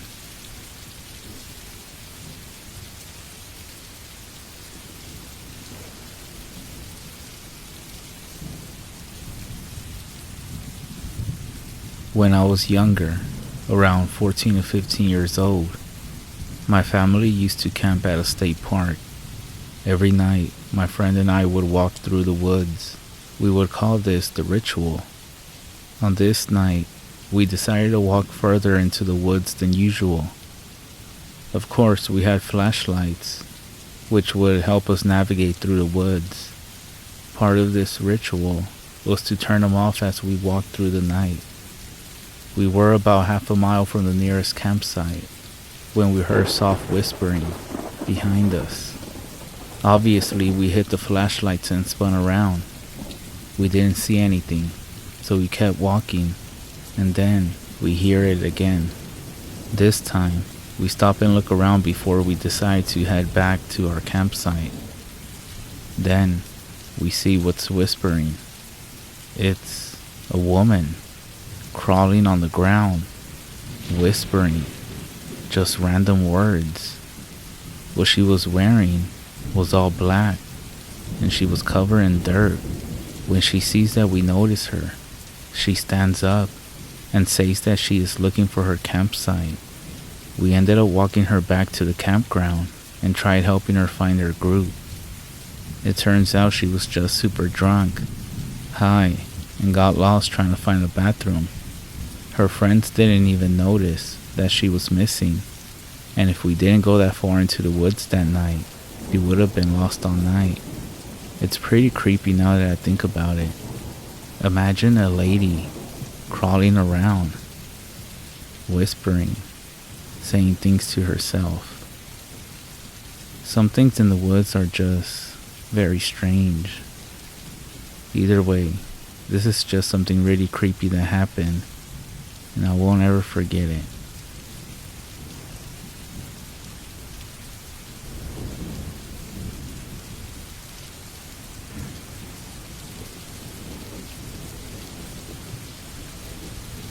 I'm a bird hunter who lives in Oregon. I have a Flushing dog I train to hunt. His name is Reggie, who I take out most weekends of the hunting season to look for quail or whatever else there is. For the last 3 years, the only meat I have ate from mid-September through the end of January has been the birds my dog and I hunt. Also the elk or deer that I usually bag during the season. It's actually something I've become pretty passionate about. 2 weekends ago was the end of quail, so I planned a day trip out to East Oregon. For those who don't know, most of Oregon is essentially a desert. The area between the Cascade Mountains and the Pacific is rainy and forested. However, with the exception of a few small mountain ranges, 2/3 of the state east of the Cascades is just red rocks, brush, and country for hundreds of miles, all the way to the Idaho border. Even though it's quite cold this time of the year, it's still amazingly beautiful, with literally millions of acres of public land.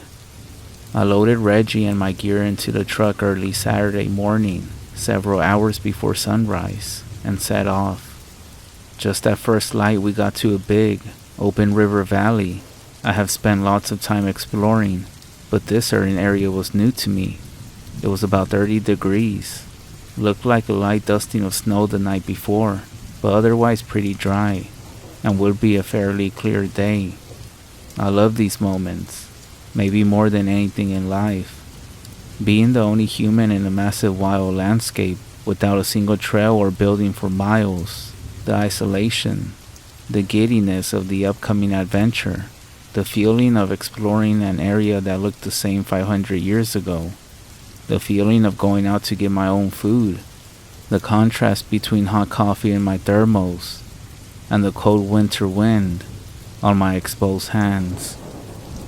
All of it, just my favorite place to be.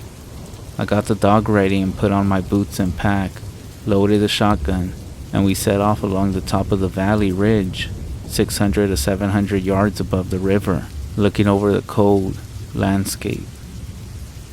For those who never seen it, watching a hunting dog work is a truly fascinating spectacle to behold. It's honestly why I enjoy upland bird hunting so much. To me, watching a really good hunting dog actively hunt for wild game birds is honestly not that much different from watching a trained dolphin or sea lion at SeaWorld or something like that. A work dog doing its job can be so focused and intelligent. It's shocking sometimes. I trained Reggie well, but so much of it is just primal. It's Reggie's 6th hunting season, so we spend hundreds of days off trail, exploring the backcountry, and we have really learned to read each other well. Coastal rainforest, high desert, alpine mountains, hardwood forest, farmland, swamps, marshes. We have adventured through it all together. If there's a game bird near, Reggie sells it.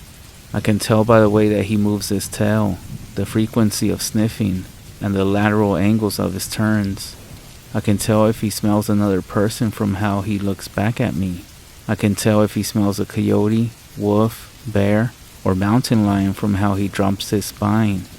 I can tell if he smells an elk, deer, or moose from how he tilts his head to catch the wind. He's my best friend, and we're actually a real, solid team. About an hour after we started hiking along the valley ridge, we came to a gully that cut downhill through the ridge towards the river, which we would have to cross. I picked the way down the steep rise to the other dry, boulder-filled creek bed at the bottom of the gully, where a deer trail led back up to the other side. Halfway down the slope, Reggie started acting real strange. He stopped about 30 feet in front of me, cocked his head to the side, and fixed his gaze down to our left, towards the spot in the dry creek bed as it dropped down the valley.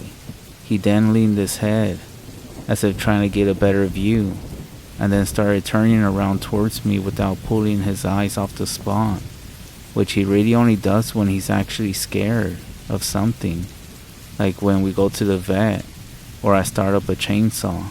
Then he bolted up the steep side of the gully to where I was standing. "What is it, bud?"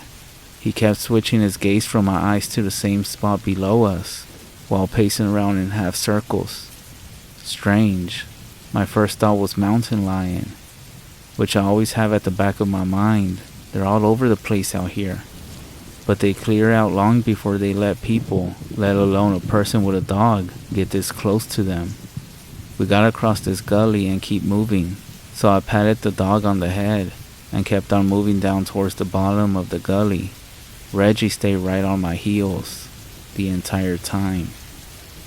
The bottom of the gully was a dry creek bed loaded with car-sized boulders, with a lot of rocks and gravel running between the rock formations and steep, grassy walls of the gully. As I was crunching over the gravel, Reggie stopped in the middle of the creek bed and once again was fixed on something to our left, down the gully. This time he dropped his spine, and I could see his hackles raise. Oh shit, I thought. Maybe there is some kind of animal in the rocks down there. I flipped the safety off my shotgun and started talking to Reggie in the quote-unquote cute buddy tone I use when I'm trying to calm him down. I started walking towards a big boulder in the middle of the creek bed that was blocking my view. Looked like once I was past it, I would have a clear field of view over the entire gully, all the way down to the valley side of the river. Reggie was still frozen in place. I patted his head as I passed on his right side. Once I got a few paces past him, I noticed he wasn't following me, which he always did, even if it was a bear ahead of us. I looked back at him. "Let's go, bud. Let's go get it." He started pacing around in half circles again, with his ears back and his tail down. What the fuck, I thought. Definitely never seen him do this before. Unless again, we're like at the vet. I seen him chase 400-pound black bears off my property and squabble with countless coyotes. He's not scared of much. This got me pretty anxious. I shouldered my shotgun and decided that before we keep moving, at this point, checking behind the boulder where something had the dog all tweaked out was a safe thing to do. So I moved quickly. In my experience dealing with black bears and mountain lions, 99.9% of the times you bump into one, They're terrified and run away as fast as they possibly can, especially when surprised by something with confident movement that's making lots of noises. But definitely don't do this with a grizzly bear. I heard Reggie start following me as I started to move around the boulder. I came around the big rock on the right side, and in front of me was a big clearing in the creek bed and a huge, big, horned sheep, a ram, no more than 25 feet in front of me. We run into big horned sheep out in this country all the time, so it wasn't that much of a surprise. What was surprising was how this thing was sitting. That's the only way I can think to describe it.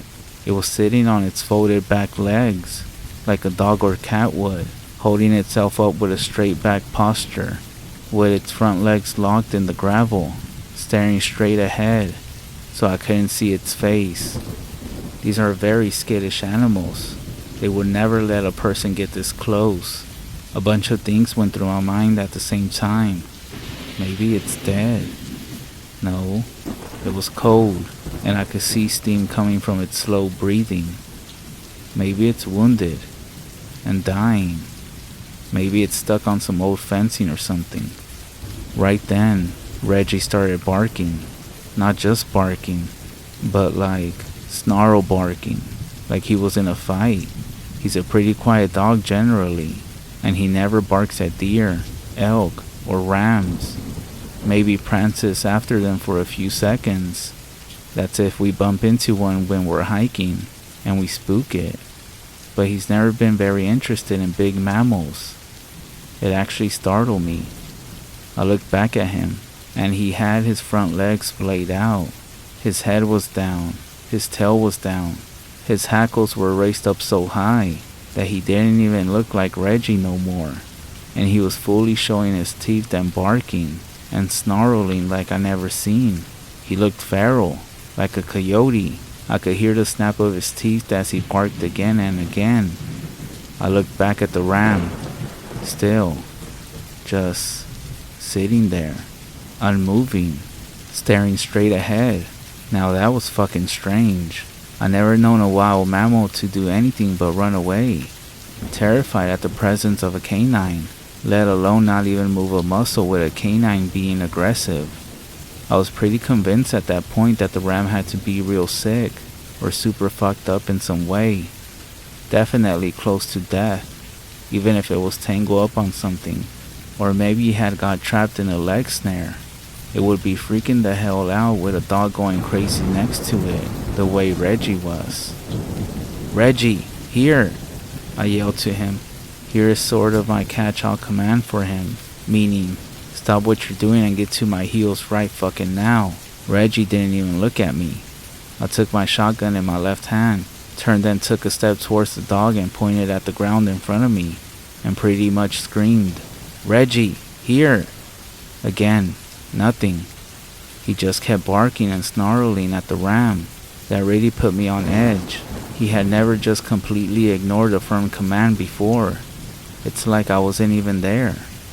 I turned back to the ram and shouldered my shotgun again. Something was wrong. Real fucking wrong. All my years spent in the backcountry, hunting and tracking big game animals. I mean, I literally have guided ram hunts professionally, just one valley over, and I had never seen anything like this. The wind was picking up down the gully. I felt its bite on my hands.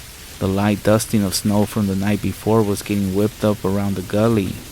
I started moving around the ram to its right, trying to gain some elevation to stay somewhat above it, as I rounded its position to get a look at its face. Bighorn sheep don't attack people. They're skittish as hell, so I wasn't scared of that. But this thing seemed unwell, so I figured all bets were off. As I was sidestepping around it, the wind in the gully started messing with the pressure in my ears. I felt like I was landing while inside an airplane, and my eyes popping slightly dulled the volume of Reggie snarling and barking, and the wind howling down around the rocks. My heart was pounding pretty good at this point. I got to a spot about 8 feet directly to its right, and about 3 to 4 feet above it, up the slope of the gully and could start to make out its face. My heart rate was going insane, uniquely so, to the point I actually noticed the pressure change made it so I could hear my heartbeat thundering in my ears and feeling it in my cheeks and eyes. It felt like I had taken a few Red Bulls, then sprinted a mile. Trying to calm myself down and get a grip only made me more jumpy and anxious. I took another step and could see its mouth. It was slightly open, with milky snot running from its nose and saliva dripping from its bottom lip, with little spurts and flecks shooting out every time it exhaled a steamy breath. What the fuck? I kept saying out loud. I took another step and could start to see its eyes behind the big, full curls of its horns, which were pocked with scars and abrasions from a lifetime of fighting other rams and existing in this hard, rocky country. I took another step so I was able to essentially look at it from the front for the first time and see its full features. It had tears pouring out of its eyes, and it sounded almost like it was moaning. Alright, I thought, this thing is incredibly fucked up. Is it a virus or something? Is its lower spine broken? I wanted to put it out of its misery, but shooting a bighorn sheep without a license is a felony with a 15,000 fine. So I started thinking about hiking back and calling the fish and game officers. I lowered my shotgun and was about to turn to go back towards the dog when it snapped its head up to the right and looked right at me. Until my last day alive, I will never forget that moment. All the wind was knocked out of me, or sucked out of me. It felt like I was free falling with my stomach in my throat. I couldn't move. I pissed myself, just straight up urinated in my pants, for the first time since I was a baby. Tears started rolling out of my eyes down my cheeks. My hands and feet went numb. I didn't notice the dog move, but Reggie was suddenly right at my feet, with a strap from my backpack in its mouth, pulling on it as hard as he could, as though we were playing tug of war, yanking me back the way I had come. But I couldn't move. I couldn't raise my shotgun. Couldn't look away from the ram. I was stuck. Then, the ram started weeping. That's the only way I can describe it. Fucking weeping. It didn't move its body, only its head. But it was whimpering and weeping, like a fucking person. Its facial features became very human. Its eyes bulged. Its bottom lip was quivering. It was whimpering out noises like it was trying to speak between sobs, while sucking in air like a crying child would. Then, unmistakably, it started speaking. Or more like it started pleading. Don't go. Don't go. Don't go. It was increasing gradually, from a whimpering pleading to a desperate screaming. I couldn't move. I couldn't breathe. I felt like I was gonna throw up, or had already thrown up. After what felt like about 15 seconds, my dog finally yanked on my pack hard enough to get me to stumble, and I lost my footing.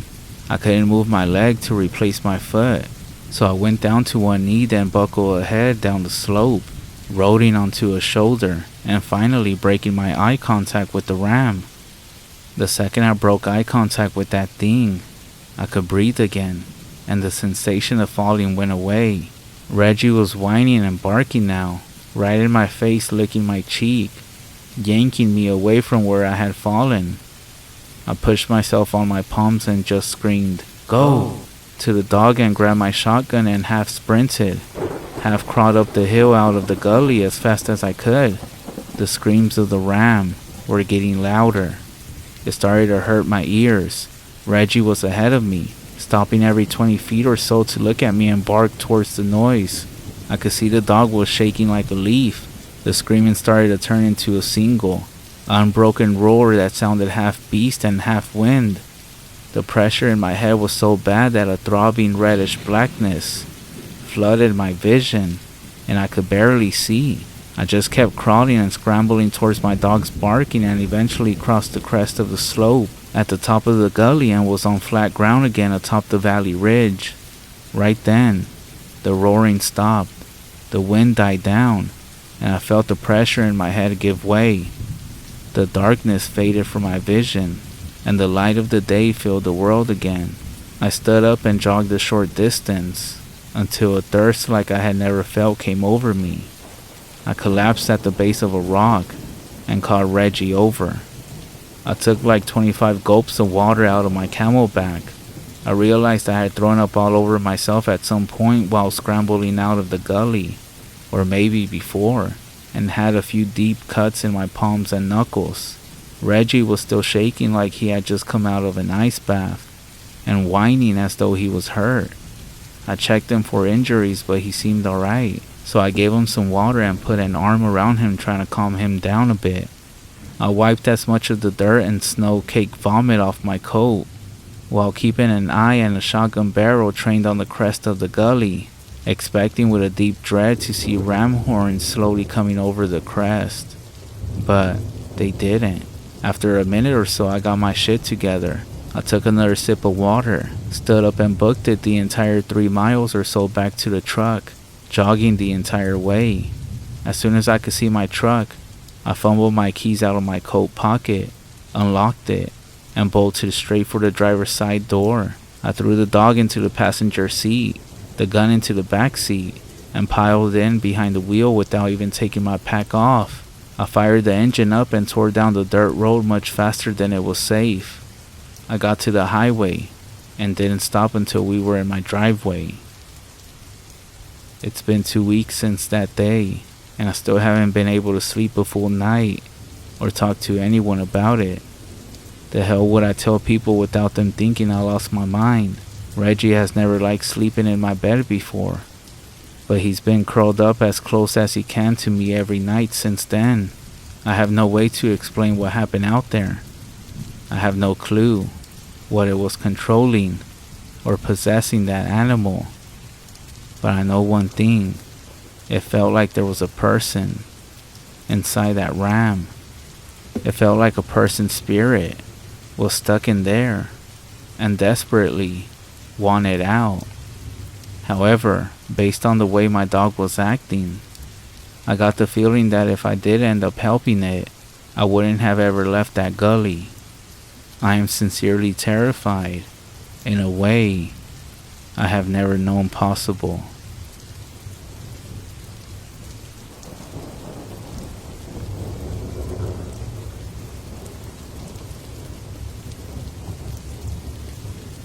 I've been running in these woods for as long as I can remember, but this encounter makes me change my mind. The story begins at around 6:30 p.m. I had finished eating and decided to go on a run, as I always do.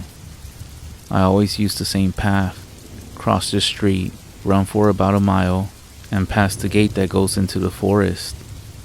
Something important to note is that the trail I used in the forest is separated about halfway through. One path is paved and the other isn't. I always go into the unpaved trail first and then turn into the paved one after about 3 miles. Nothing really ever goes wrong. I meet some people walking their dogs, but other than that I'm pretty much alone. At least, I thought I was. I had been running for a while now when I heard a notification coming from my phone.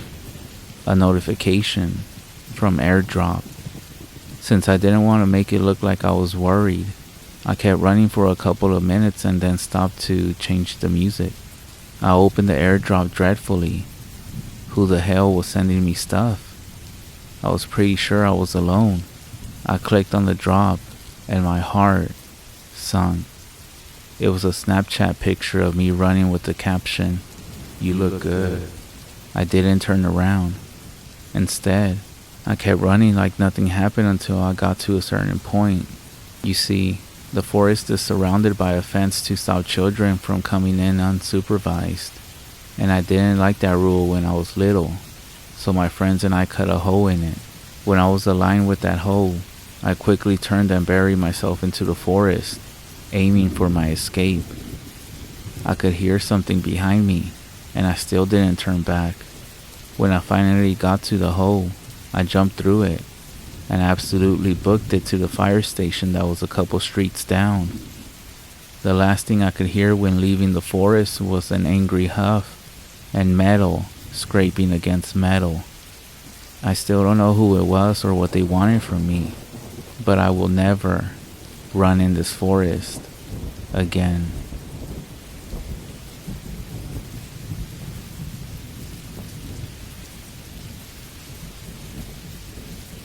Late at night, I go to the bathroom multiple times, but for the past 4 days, every time I go to leave, I can see myself still standing in the mirror from the corner of my eye. It's like the other me is watching me, leaving the bathroom. It terrifies me to the point where I almost run out without looking directly at the mirror. I never told my husband about it, because I didn't want to acknowledge it out loud. But today, I took a nap in our bed while he sat up in the chair next to it, watching TV. When I woke up, he told me that he had seen me sit up and crawl backwards to the edge of the bed and stand up in front of our bedroom door from the corner of his eye. He thought it was weird, but I got up like that because I'm in the last month of my pregnancy and I can't really move so well without it hurting. So he tried talking to me, but when I didn't answer, he said that he looked at the door to find me not there and still sleeping in bed. I got really creeped out, and I finally told him about what I had been seeing in the bathroom. He thought it was creepy as well, but didn't want to really talk about it anymore, because he thinks it will give whatever it is power or energy.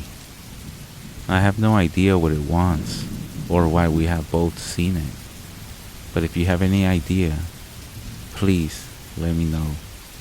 Also, as you're getting ready for bed tonight, walking out the bathroom, take a peek behind you towards the mirror and see if your own reflection is looking at you as you walk out.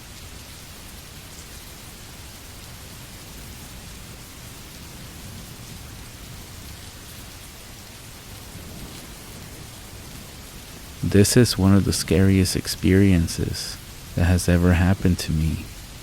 Even simply by writing this, it brings back so many nightmares. And it reminds me as to why I will never go camping again. I had been attending Camp Rock Water for about 4 years now. I used to love camping, being able to see some new faces, getting to do fun and exciting activities. My favorite was the river rope swing. I never wanted to leave that swing once I got on. I was just so excited to go back, mainly because it would be my last year I went. And then summer finally came, and it was finally time to go camping. When I got to camp after a 4-hour car ride, I was so excited.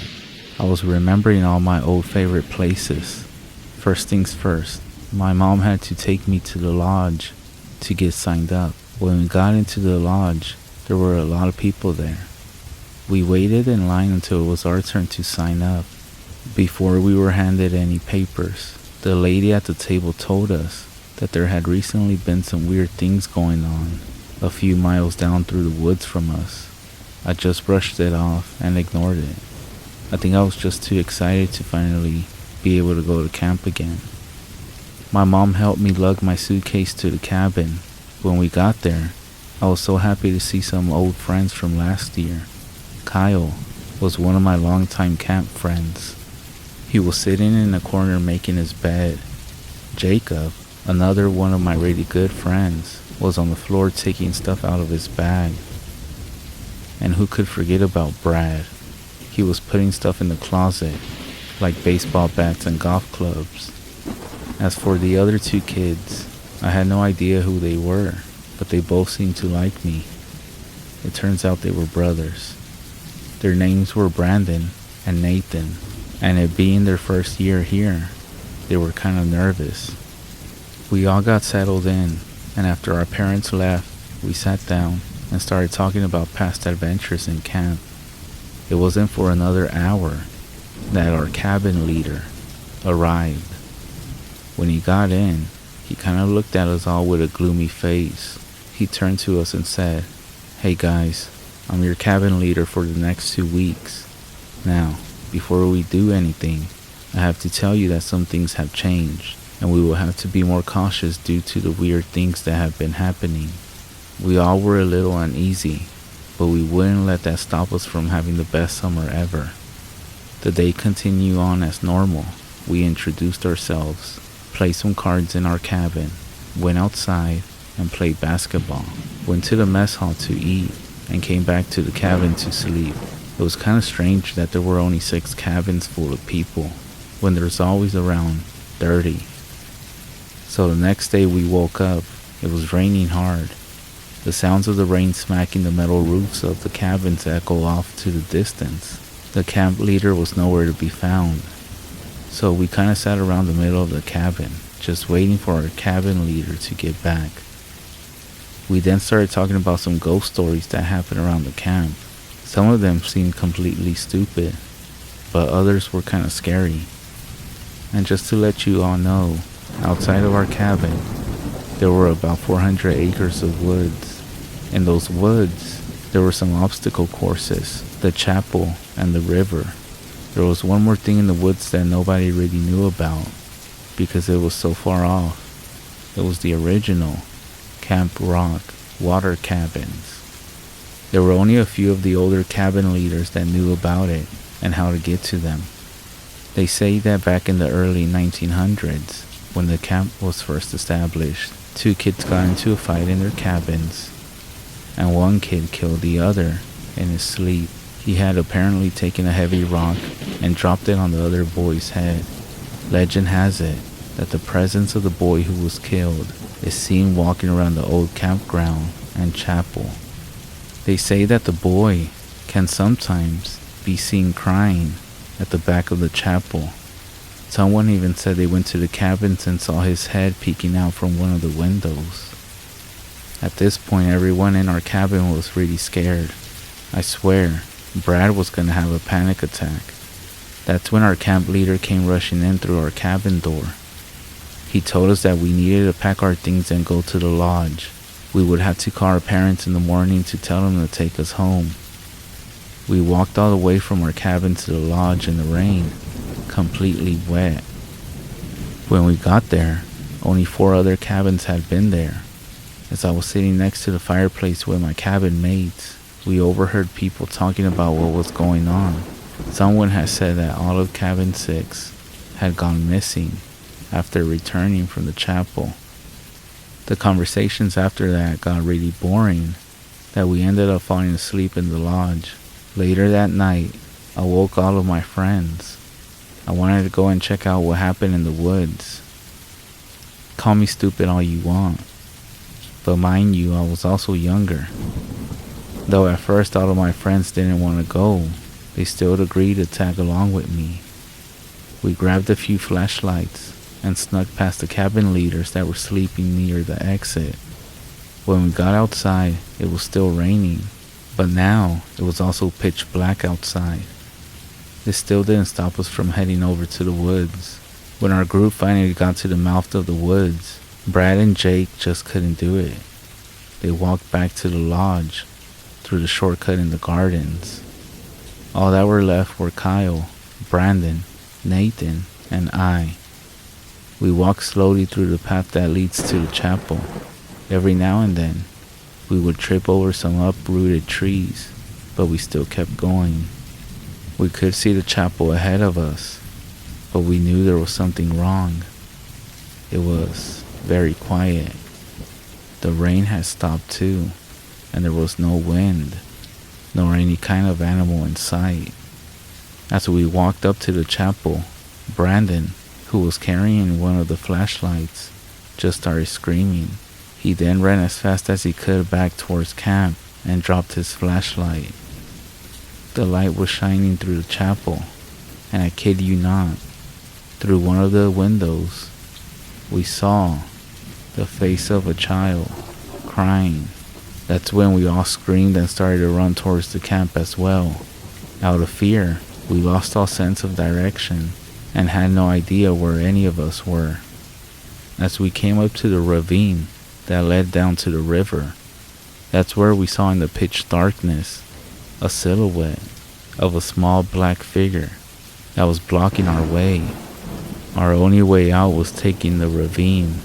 Nathan, Kyle, and I began going down the side of the ravine, and we noticed another figure. That's when I shined my flashlight down a ways, and there was Brandon, just lying dead, with his head smashed in, blood everywhere. To be honest though, it seemed like he had tripped maybe on an uprooted tree and fell down the side of the ravine, but we had to just keep running, so we left him there. We were halfway down the ravine when we could feel the sweat falling into our eyes like ocean water, and there it was again, the figure of a little boy standing at the end of the ravine, waiting for us to play with him. I told everyone just to keep running, and that's when I looked behind us, and Nathan had disappeared. He was no longer with us. I'm not sure if he took another way or ended up running a different path or back, but he was completely gone. Kyle and I kept running, and that's when I saw the old stairs coming up to our left that led back up to the back part of camp. When we got to the stairs and we were almost to the top, that's when we could hear a kid saying, "We can play with the rocks." We didn't even stop to look back. We ran all the way to the lodge. When we got there, all of the cabin leaders had been away. 2 other cabins had left to go investigate what was going on in those woods. They both went missing, and then Kyle finally spoke up. Even though he hadn't said anything all night, he did say, "I saw him. The boy just wanted to play with us." And that was it. The next morning, our parents picked all of us up, and we never went back again. Years have passed since that encounter. Kyle was booked into a mental hospital. They said for some serious mental issues that he had going on. Jake and Brad were never found, and nobody ever mentioned anything about them after that day. As for the other 3 cabins of kids, nobody ever found out what happened or where they went. Maybe nobody cares. But I will tell you this though, after this experience, I have never, nor will I ever, go camping again.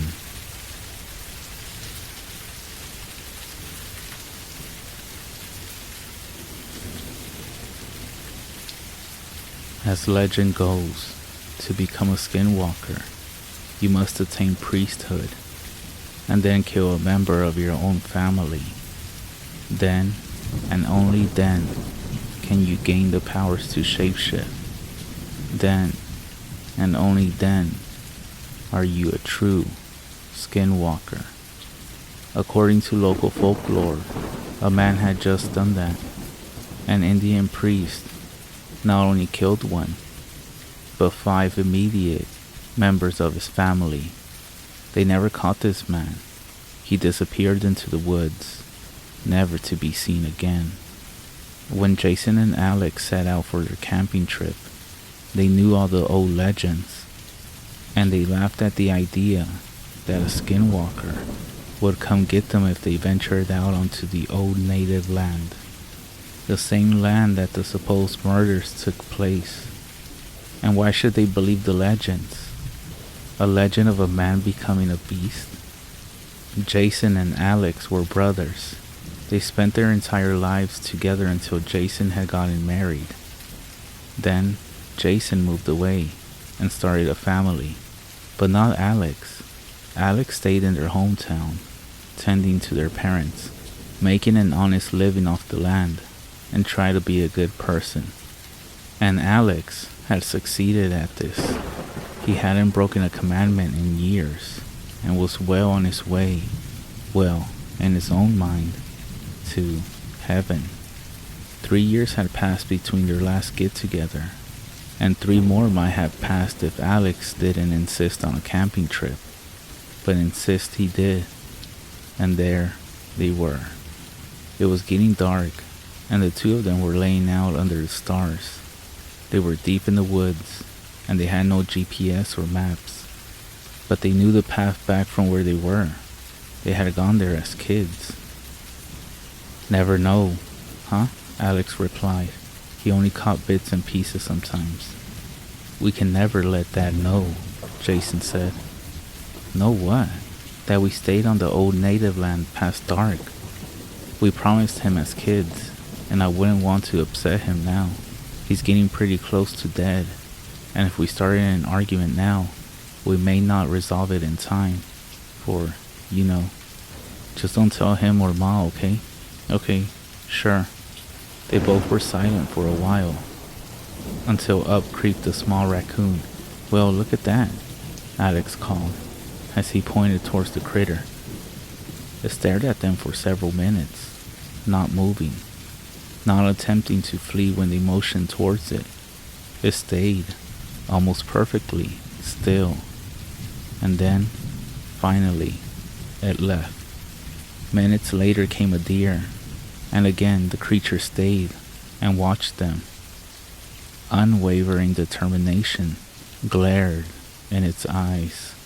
For almost 2 hours the brothers were kept awake, as every animal they knew to live in the forest, and some they were almost sure that didn't inhabit the area, came to gaze upon them. The final animal was a gray wolf. It slowly moved towards them, and when it was 5 feet away, it stopped. Don't move. Don't panic. It'll go, Jason assured Alex. The wolf slowly stood up on its hind legs, and then its limbs began to contort and pop.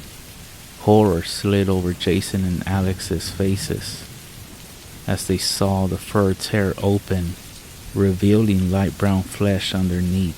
Finally, they gazed upon what looked like a man with a wolf head. The skull of the wolf split open like a melon, the fur sliding off of it, the bone chipping and falling like a fragile eggshell.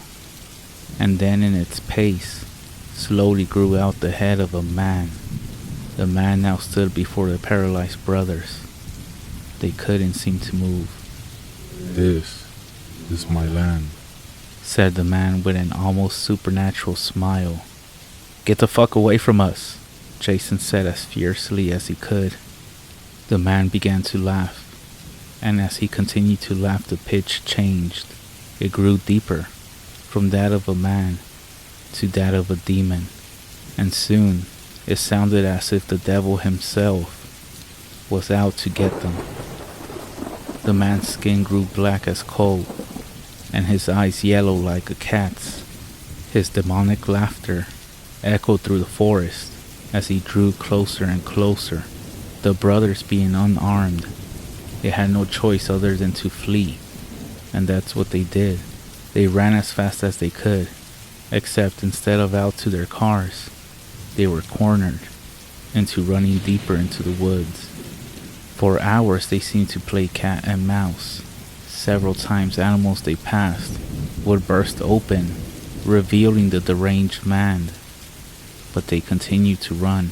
Finally, reaching a cabin, they ducked inside. They were filled with fear, and the brothers felt that leaving the cabin would result in them dying. What they found in the cabin made them regret their ignorance on legends. For in the main bedroom of the cabin were corpses, at least 100 of them. Every animal they had seen that night was there. And then they saw larger bodies, human bodies. It was then that the man burst into the room, except he was once more a wolf. In his deep voice, he said, "Welcome home."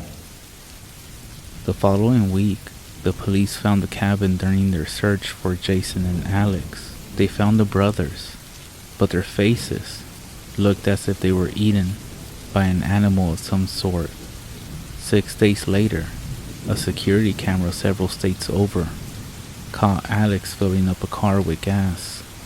Several witnesses also reported seeing the dead man, and on nearly all accounts, he was seen smiling, a wide, unnatural grin.